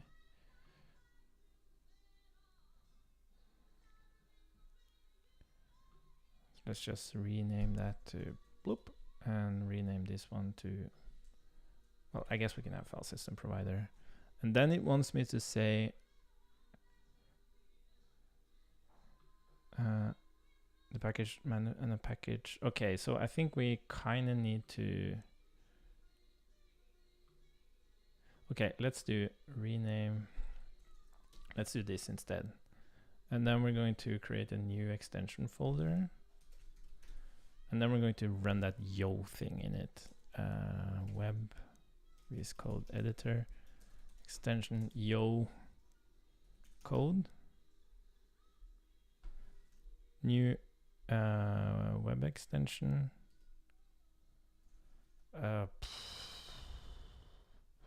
Test demo extension. Yeah, whatever. No. Which package manager? Well, we're actually using PNPM here. Ah, fuck, did it skip? Is that typical?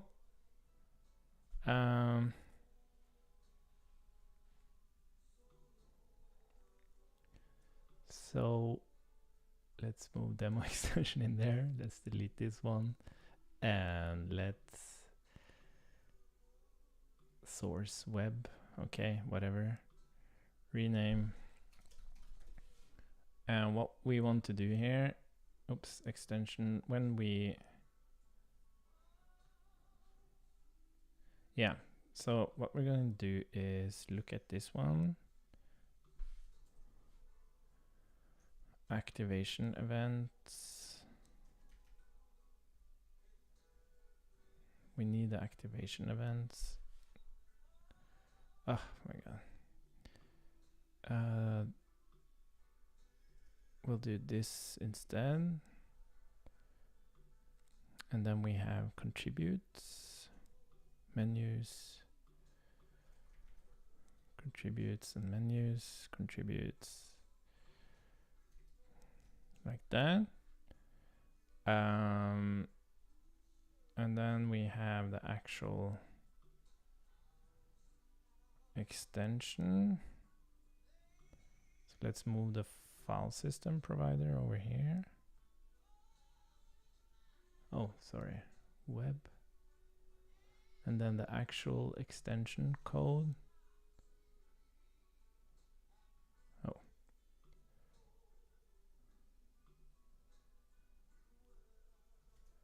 I think this is going to just work.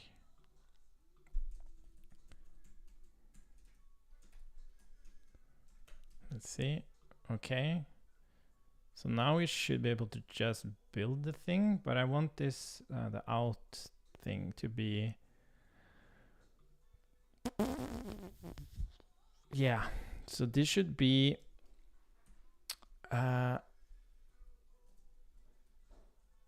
we need to go down one folder, go into dist extensions. What's it called? What did I call it? Demo extension. Was that what I call it here as well? We should probably call it what I have here. Picture. Okay, let's call it picture. Name.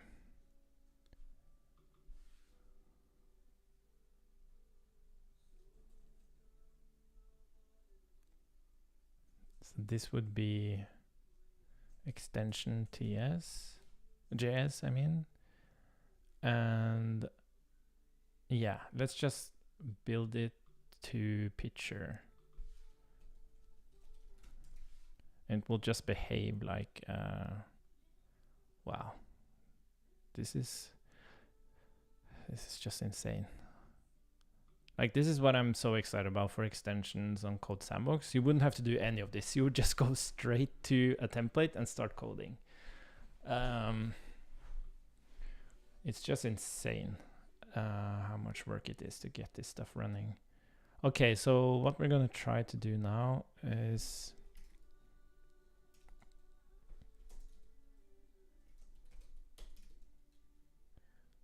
I guess we want to try to do pm build. Is there a build here? Compile web. Package web.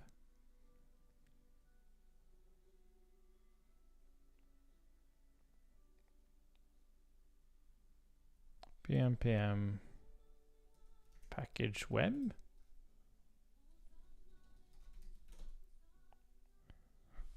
Webpack not found. Oh, okay. I think we actually have to install the yeah, this is a bit tricky. Why the hell are the tests failing? I just added some freaking logs. Should I just ignore this?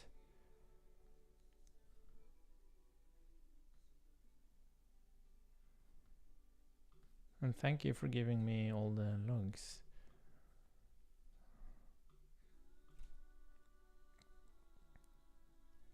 This is the kind of stuff that makes you so question why you're a developer. It's like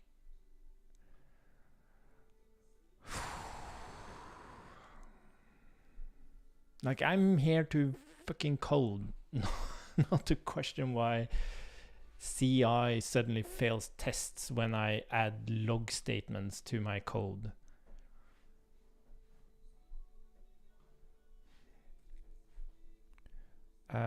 I'm a little bit unsure if I can just run pm here because it kind of understands the whole.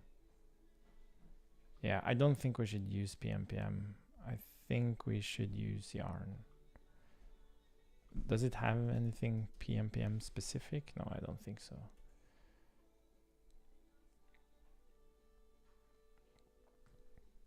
Yeah, let's just yarn that thing.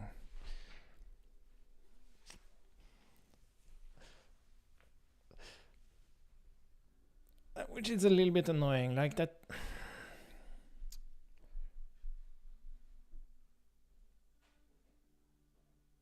Yeah, I'm trying to figure out the best way to develop this thing. It's a little bit tricky. Yarn, what was it? Package web? Package web?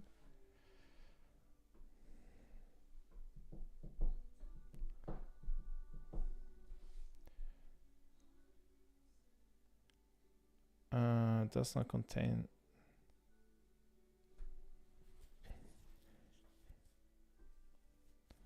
Thank you for that. Cannot resolve path? Oh, file system provider.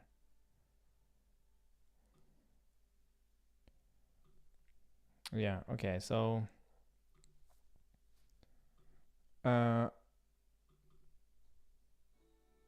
does that mean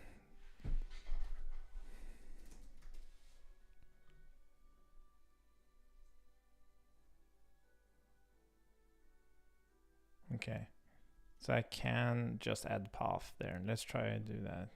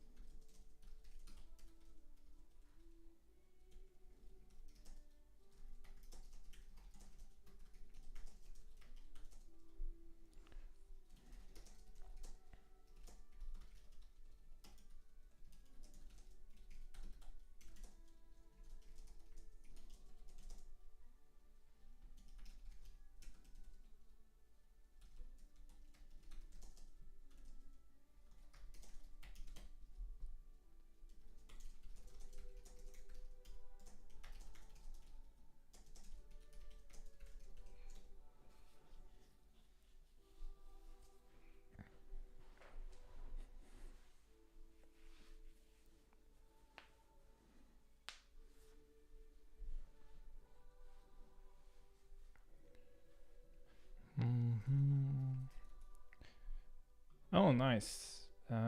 So what do we have in extensions picture now?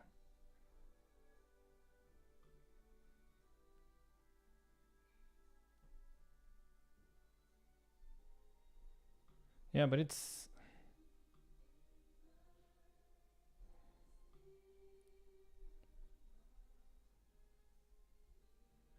this is not what I want. How do I actually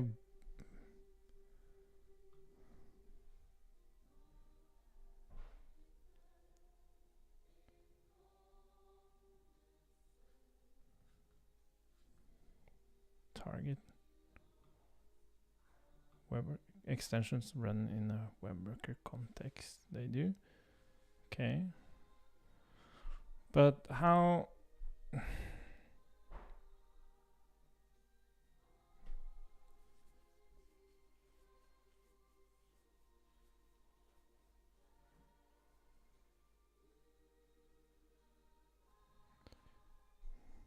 how would I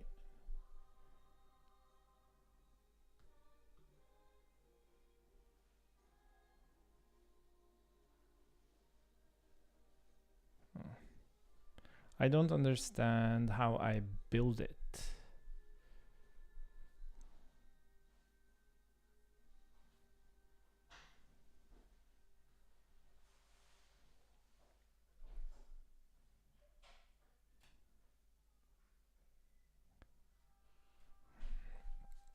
like it's looking for other files that I do not have.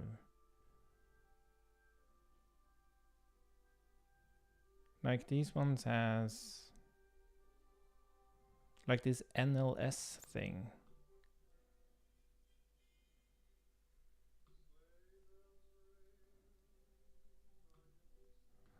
I don't understand how this works.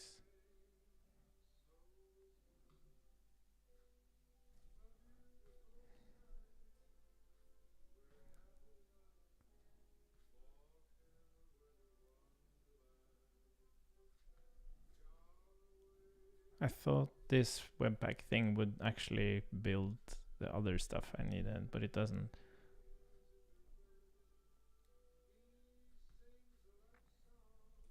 Yeah, I don't understand how this works.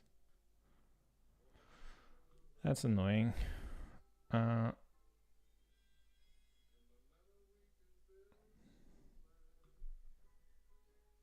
Compile web, package web.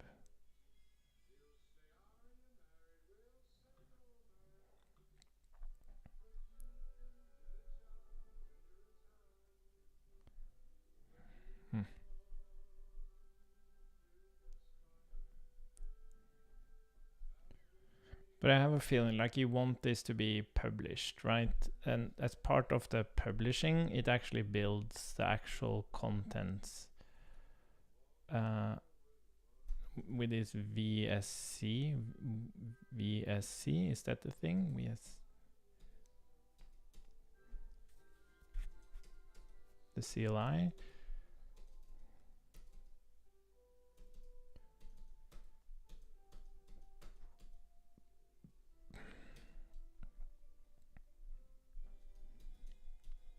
Or is it VCS?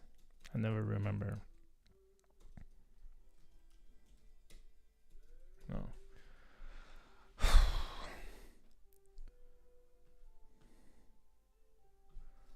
How do I build a browser?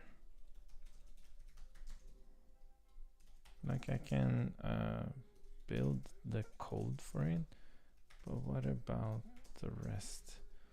There aren't like .nls JS files and stuff.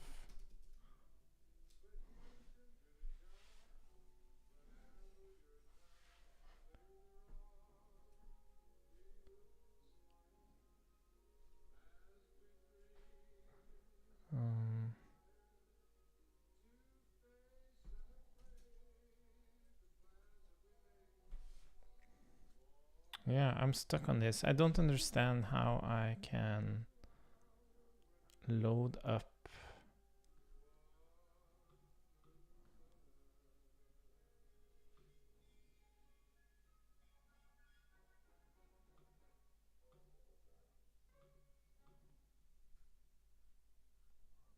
NLS.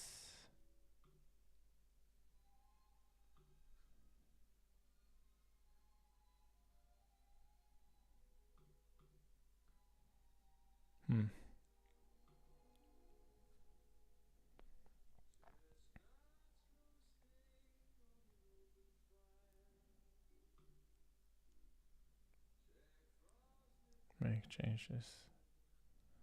Go further and follow UX.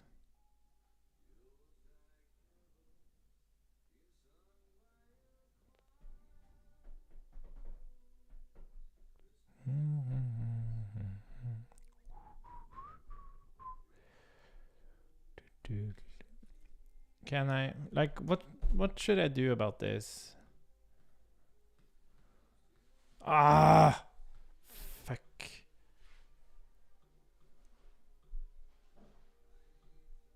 This is fucked up.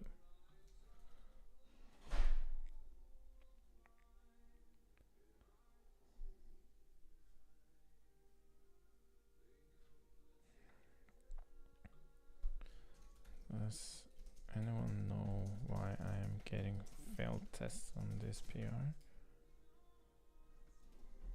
I just added some log.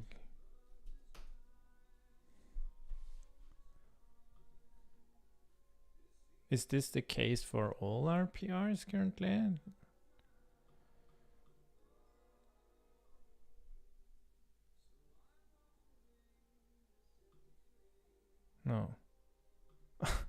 Doesn't make any sense.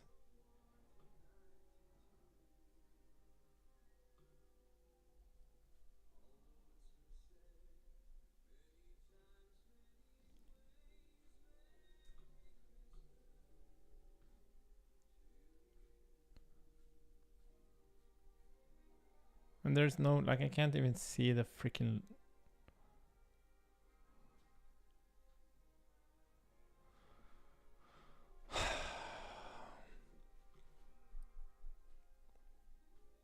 I can't believe I'm blocked by that.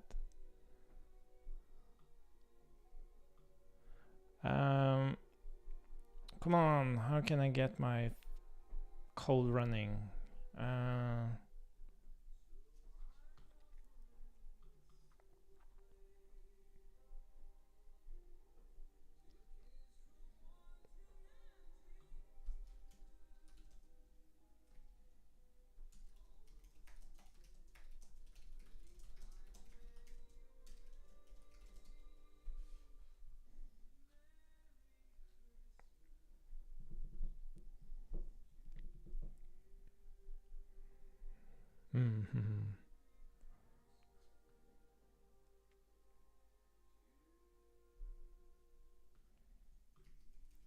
Yeah, so this is.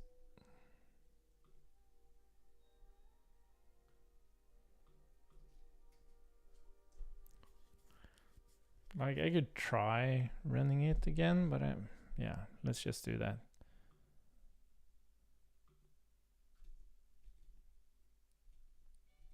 By the way, is this actually, yeah, because it brought in the test there as well.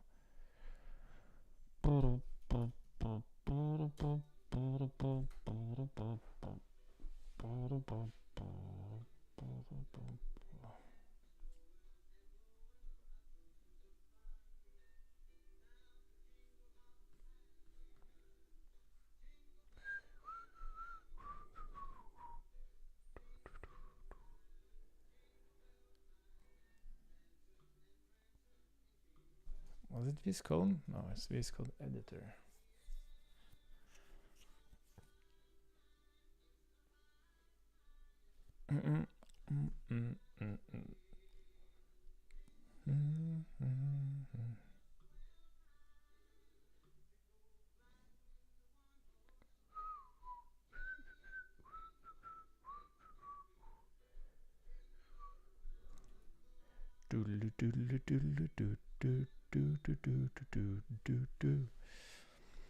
Because I think I'm getting like requests failing now, right?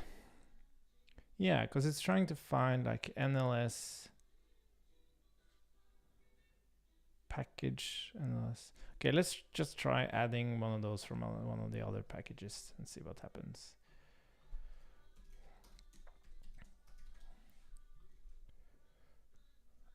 Display name picture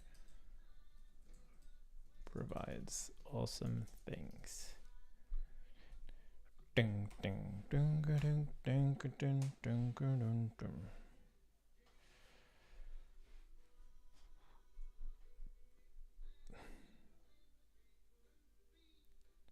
Oh, why does it say? Oh.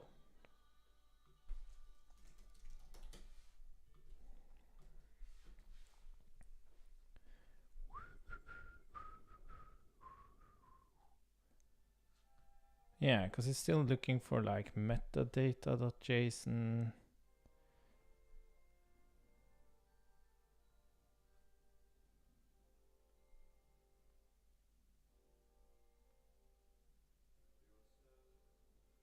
Wasm. Oh, interesting. Wasm.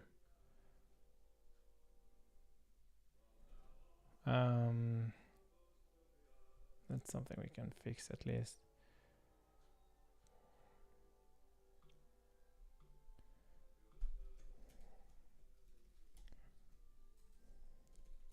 Wasm.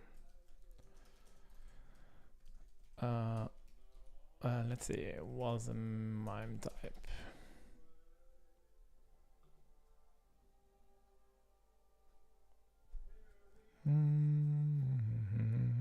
application wasm.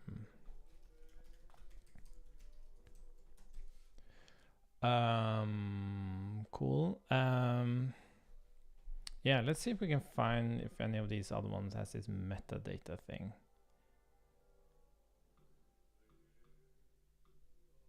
Perl.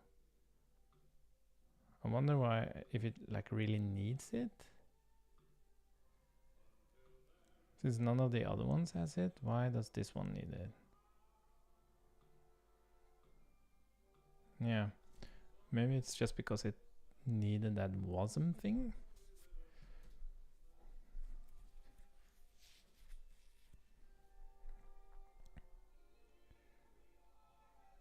It's not going to be code 166. Extension requires 173.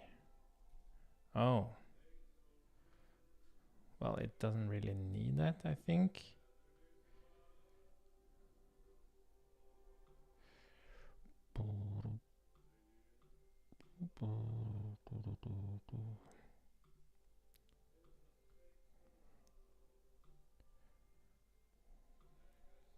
Uh, 166. Do do do do do do do do do do do do.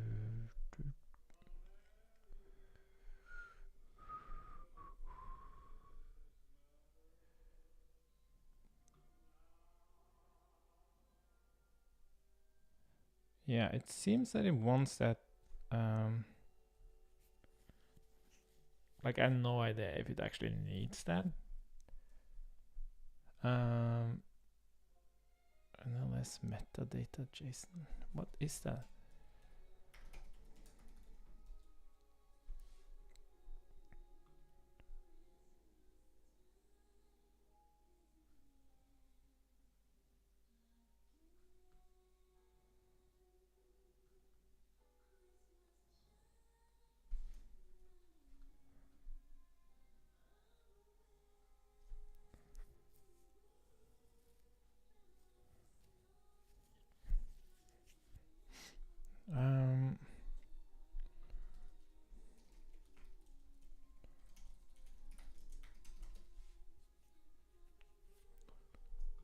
Extension manifest. Needs a manifest file, package JSON. Yeah, package JSON. But what about VSCE? That's the thing.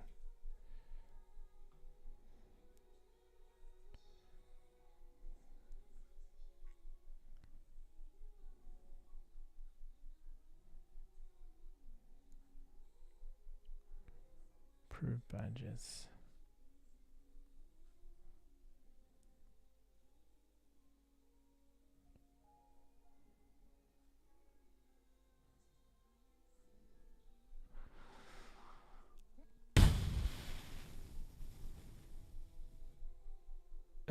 Externalization and localization.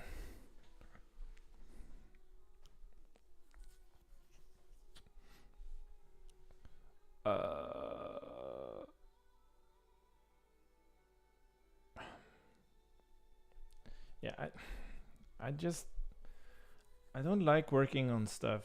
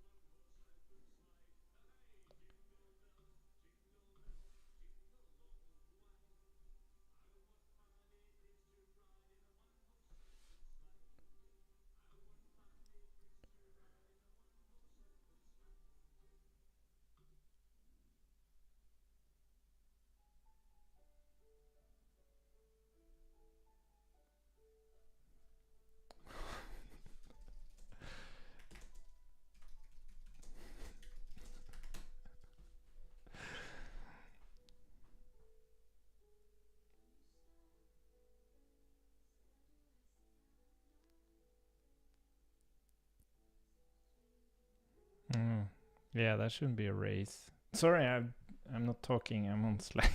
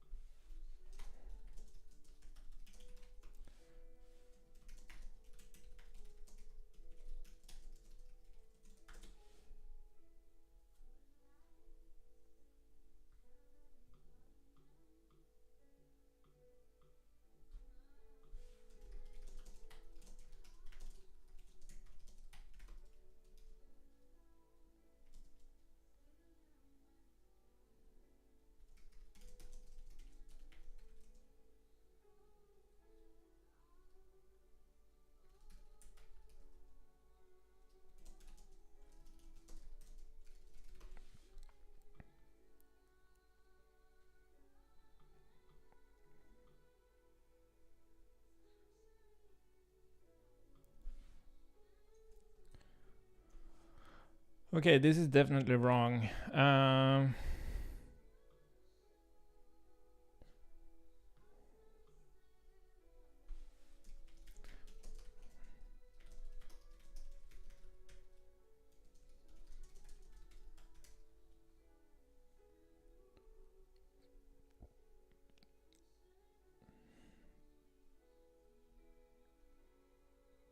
Well, could it be...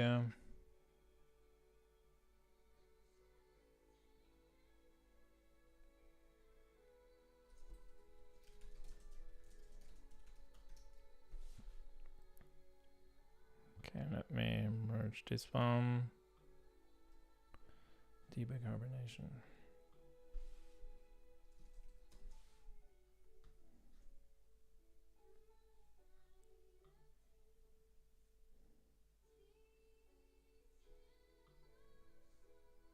Yeah, it's funny. We had a discussion.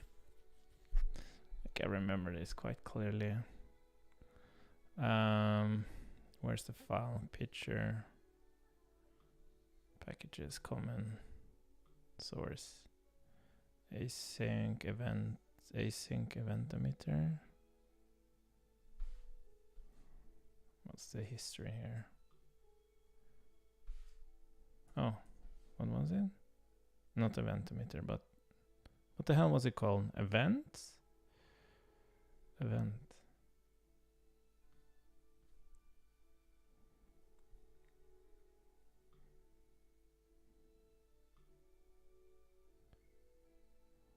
Oh.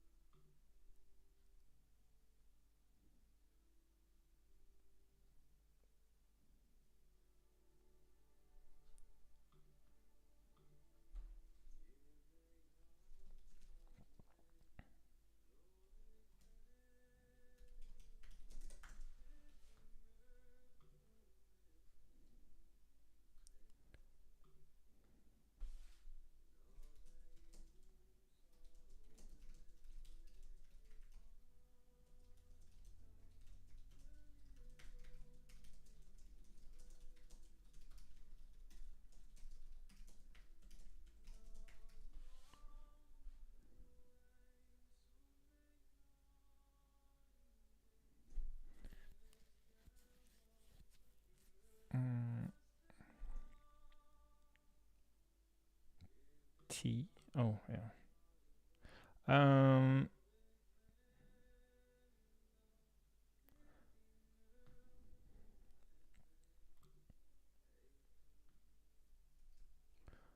Oh, my tabs are filling up.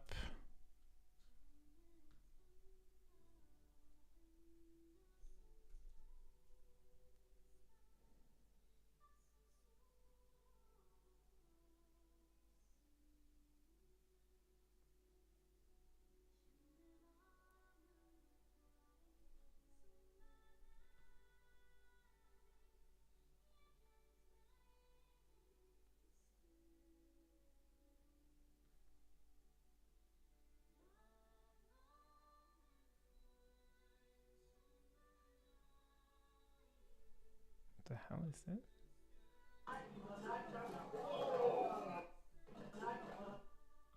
Oh, oh the fuck.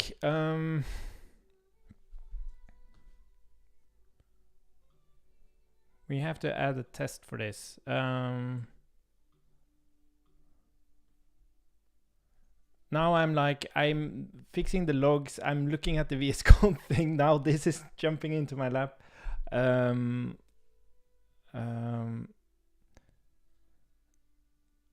Event test.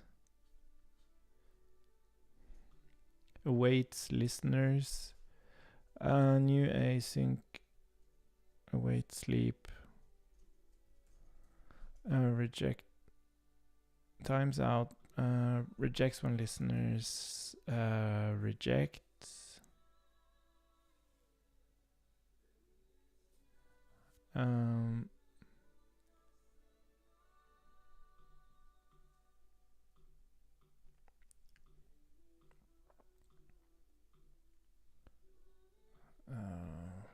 Let's see.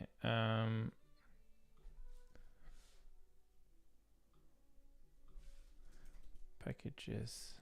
Oh. Picture. Common. Yarn test event test.ts.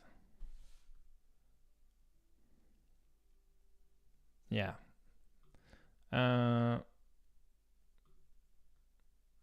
It's failing. So this should throw.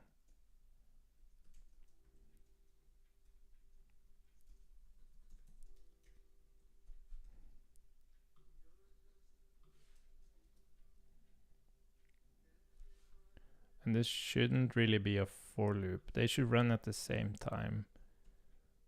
And it shouldn't be sequentially. They should just run in parallel.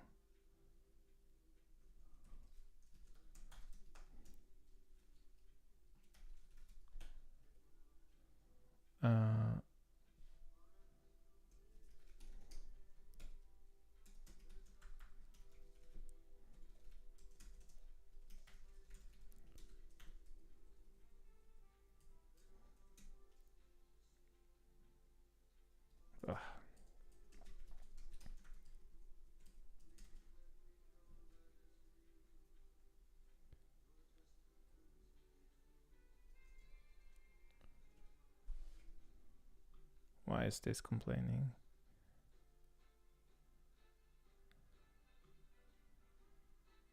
Oh,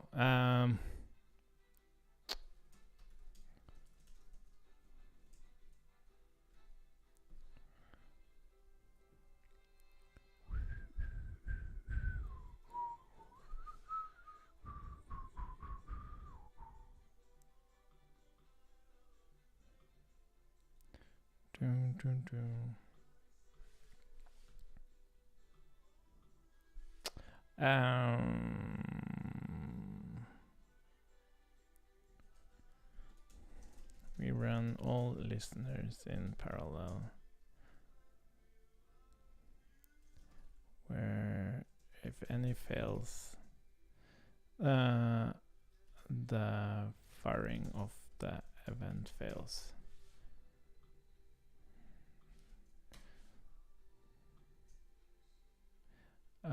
Let's see. and then we'll add a test.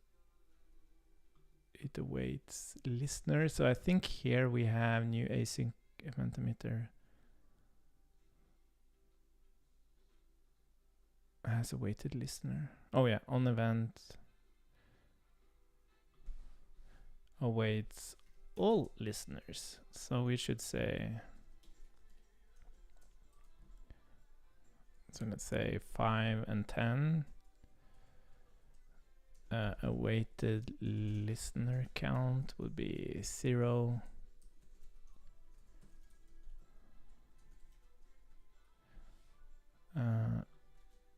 To be 2.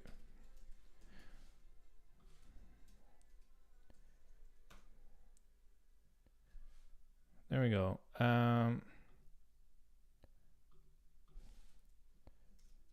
Fix. Okay, made an update.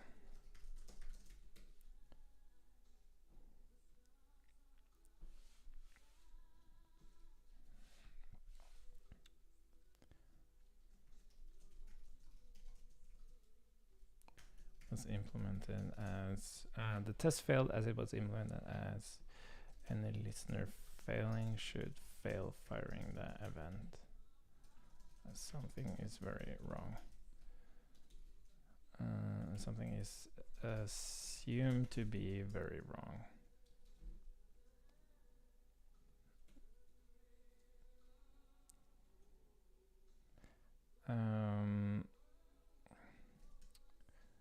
Could argue that should be ignored, but then we have to change the test. Also, I think the listeners should run in parallel to not block each other as they run unrelated logic.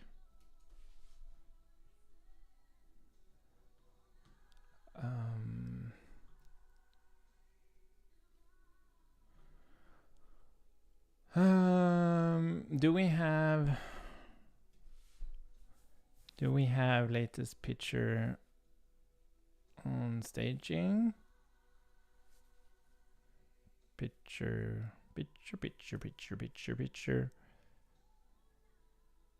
Sailing.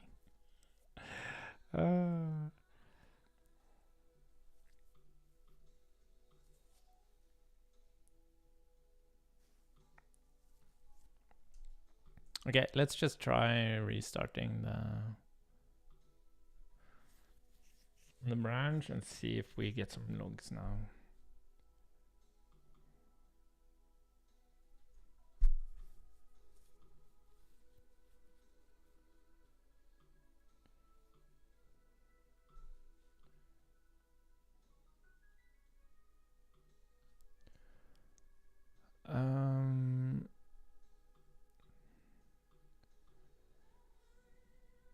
Let's see, which version do we have here?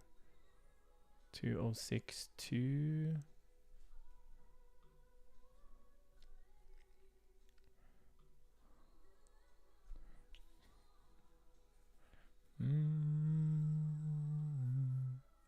Oh, it should be 2063.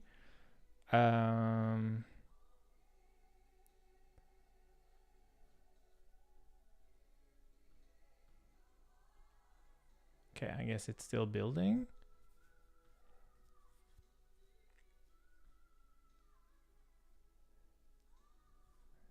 Yeah, staging, deploy latest. Nice. Cool. So we got that running. What the hell?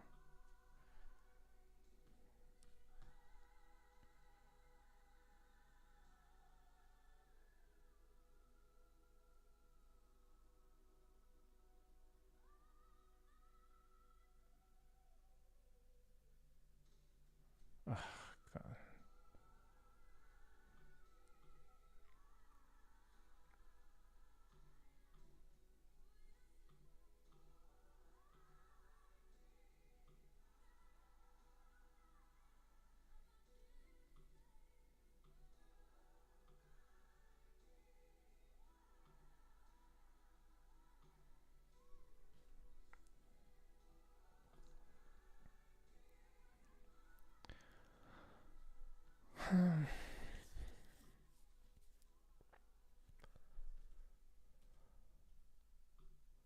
Okay, I'll ask JK to... JK, why aren't you popping up? J... Oh.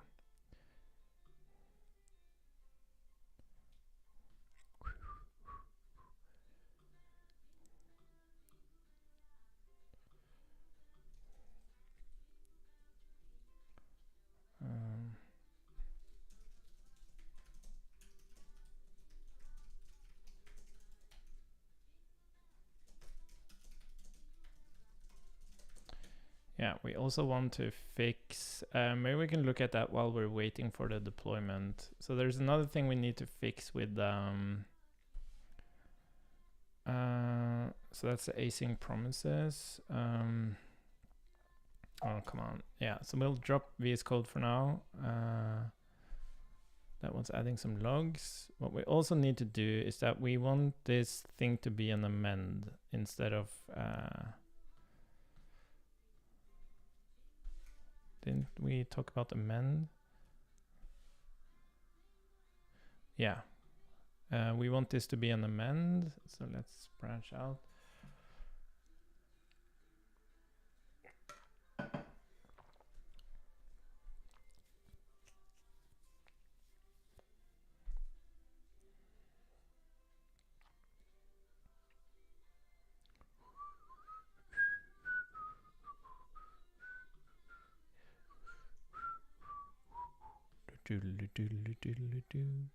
So let's see, picture when you, sorry, picture agent.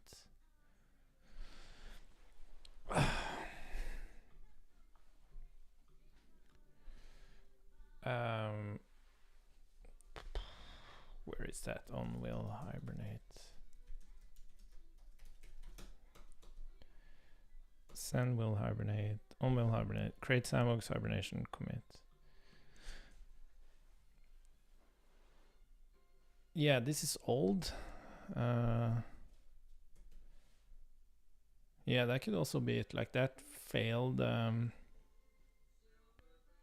Yeah.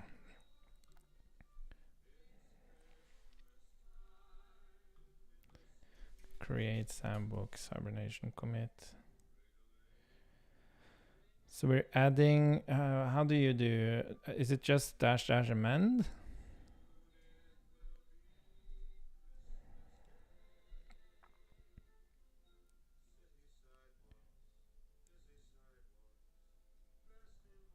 Commit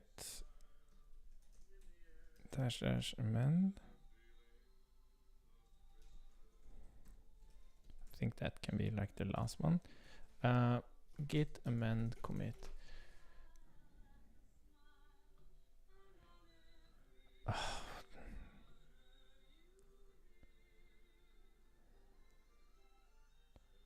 Without the M flag. If you do, an interact will be open, which you can replace the message. Okay. So it's missing a crucial file. Without the deal will be fired immediately. We can use the command to get out of this and to change this file. Add the files. If you want to remove a file, blah blah blah. Once you have made changes to the, you're ready to amend your command. You can do this by no edit. This command will change the files in and will not change the message associated with the commit. Yeah, but what if there is no commit? Git commit amend with no previous commit. Does that fail?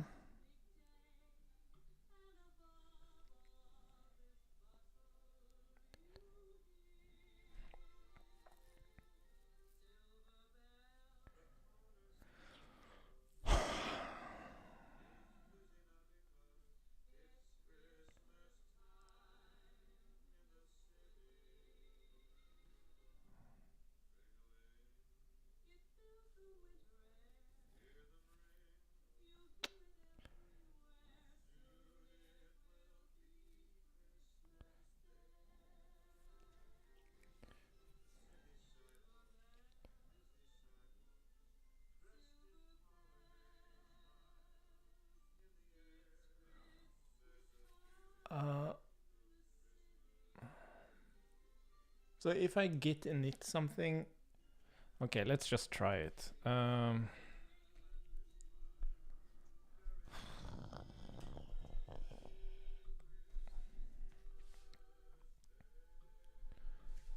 The some there git init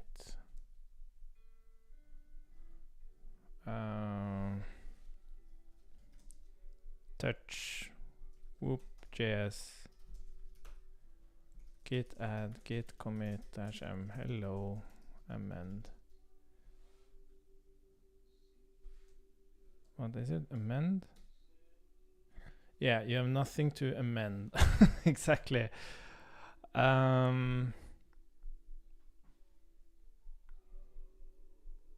So how would we solve that? And okay, so what if we do, what happens now? So we have git commit initial. And then we git touch bop.js. Oh, sorry. Touch bop.js. Git add git commit hello to git log. Okay, so it just changes it. That's fine. How do we know if we can amend or not? Git check if amend is possible.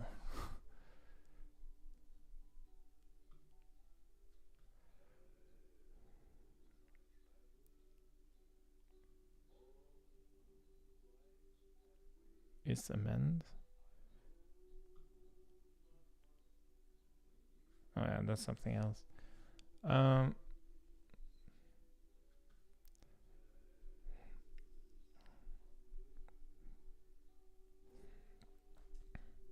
Yeah, how would we do that?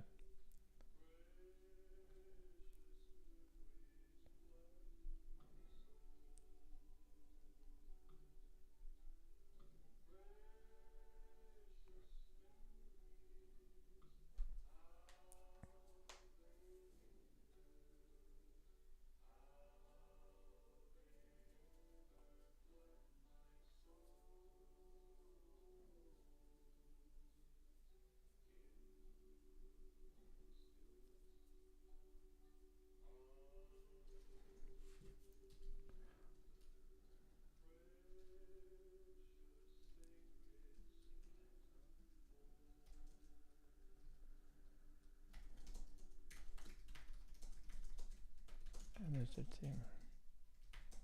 Heat for spreading thin and having too many projects.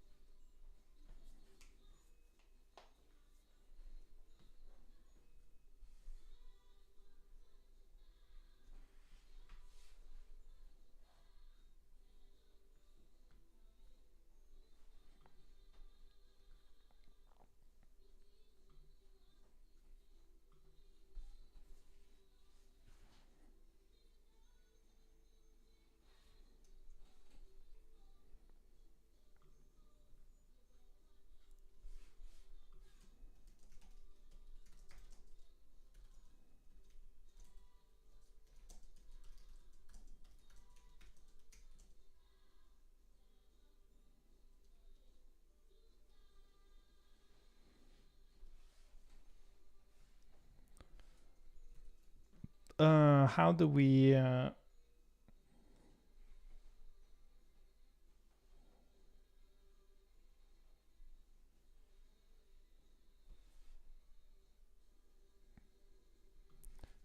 Let's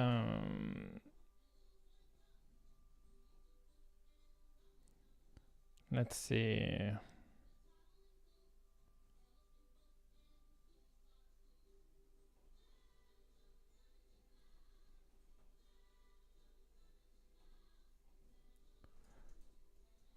Let's see. Where was I? How would we... Well, first of all, let's see if we can test this now.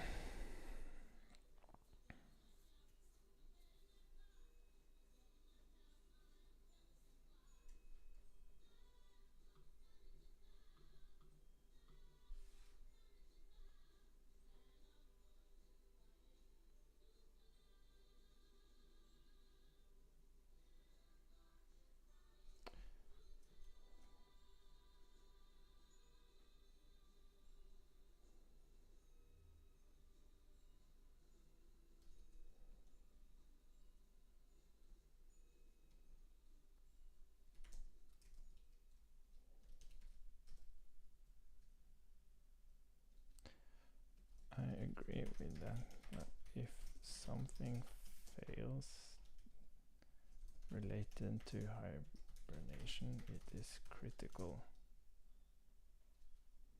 And we need to fix it. If we do not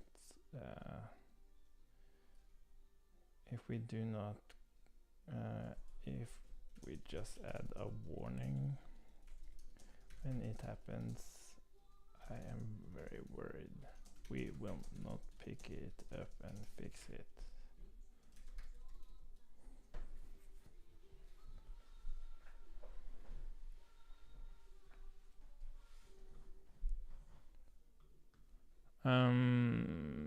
What were we doing? Yeah, which version are we on?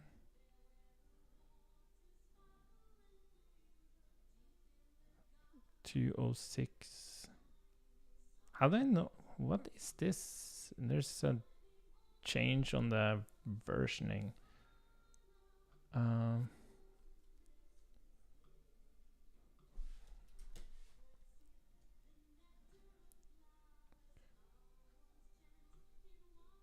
So we have 206.3 here.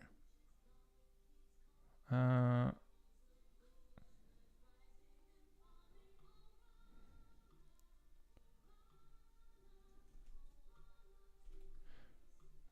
try restarting again just to make sure.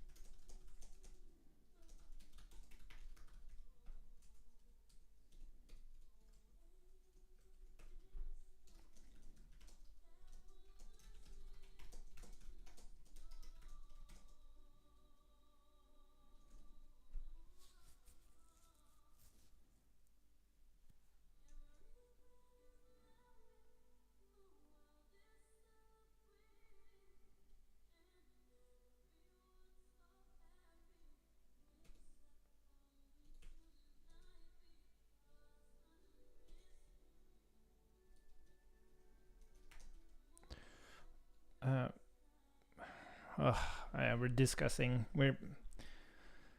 The team I'm working on, we have had a history of being very like moving back and forward between projects and picking stuff up, leaving it because we're blocked by something, picking up something else, and it's like all over the place. And now we've really focused on a few things, and then suddenly something pops up, and then it's like, yeah, it's really difficult to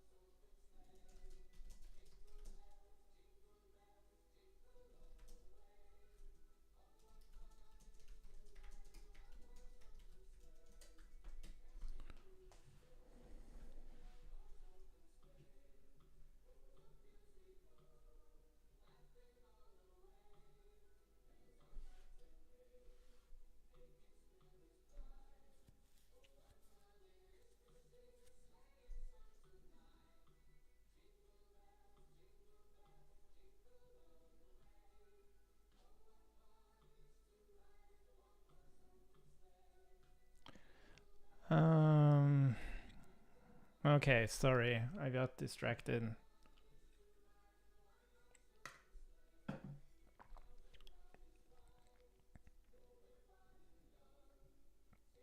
I wonder if we can just we could just try to amend it, and if it doesn't work, we create it. I think that's the simplest approach.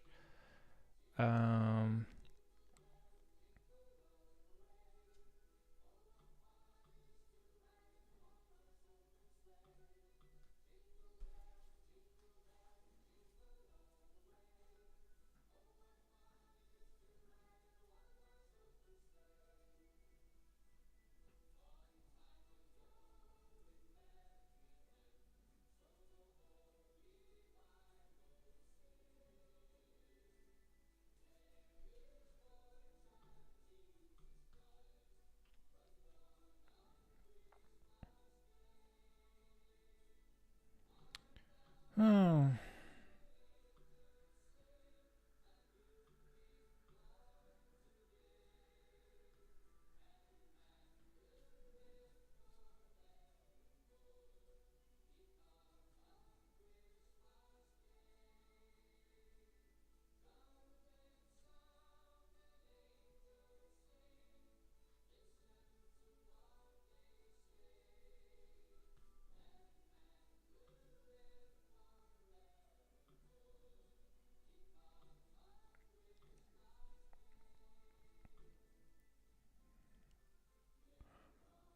Oh my god, come on. Yeah, this is kind of funny. I'm just sitting here. I feel like I'm not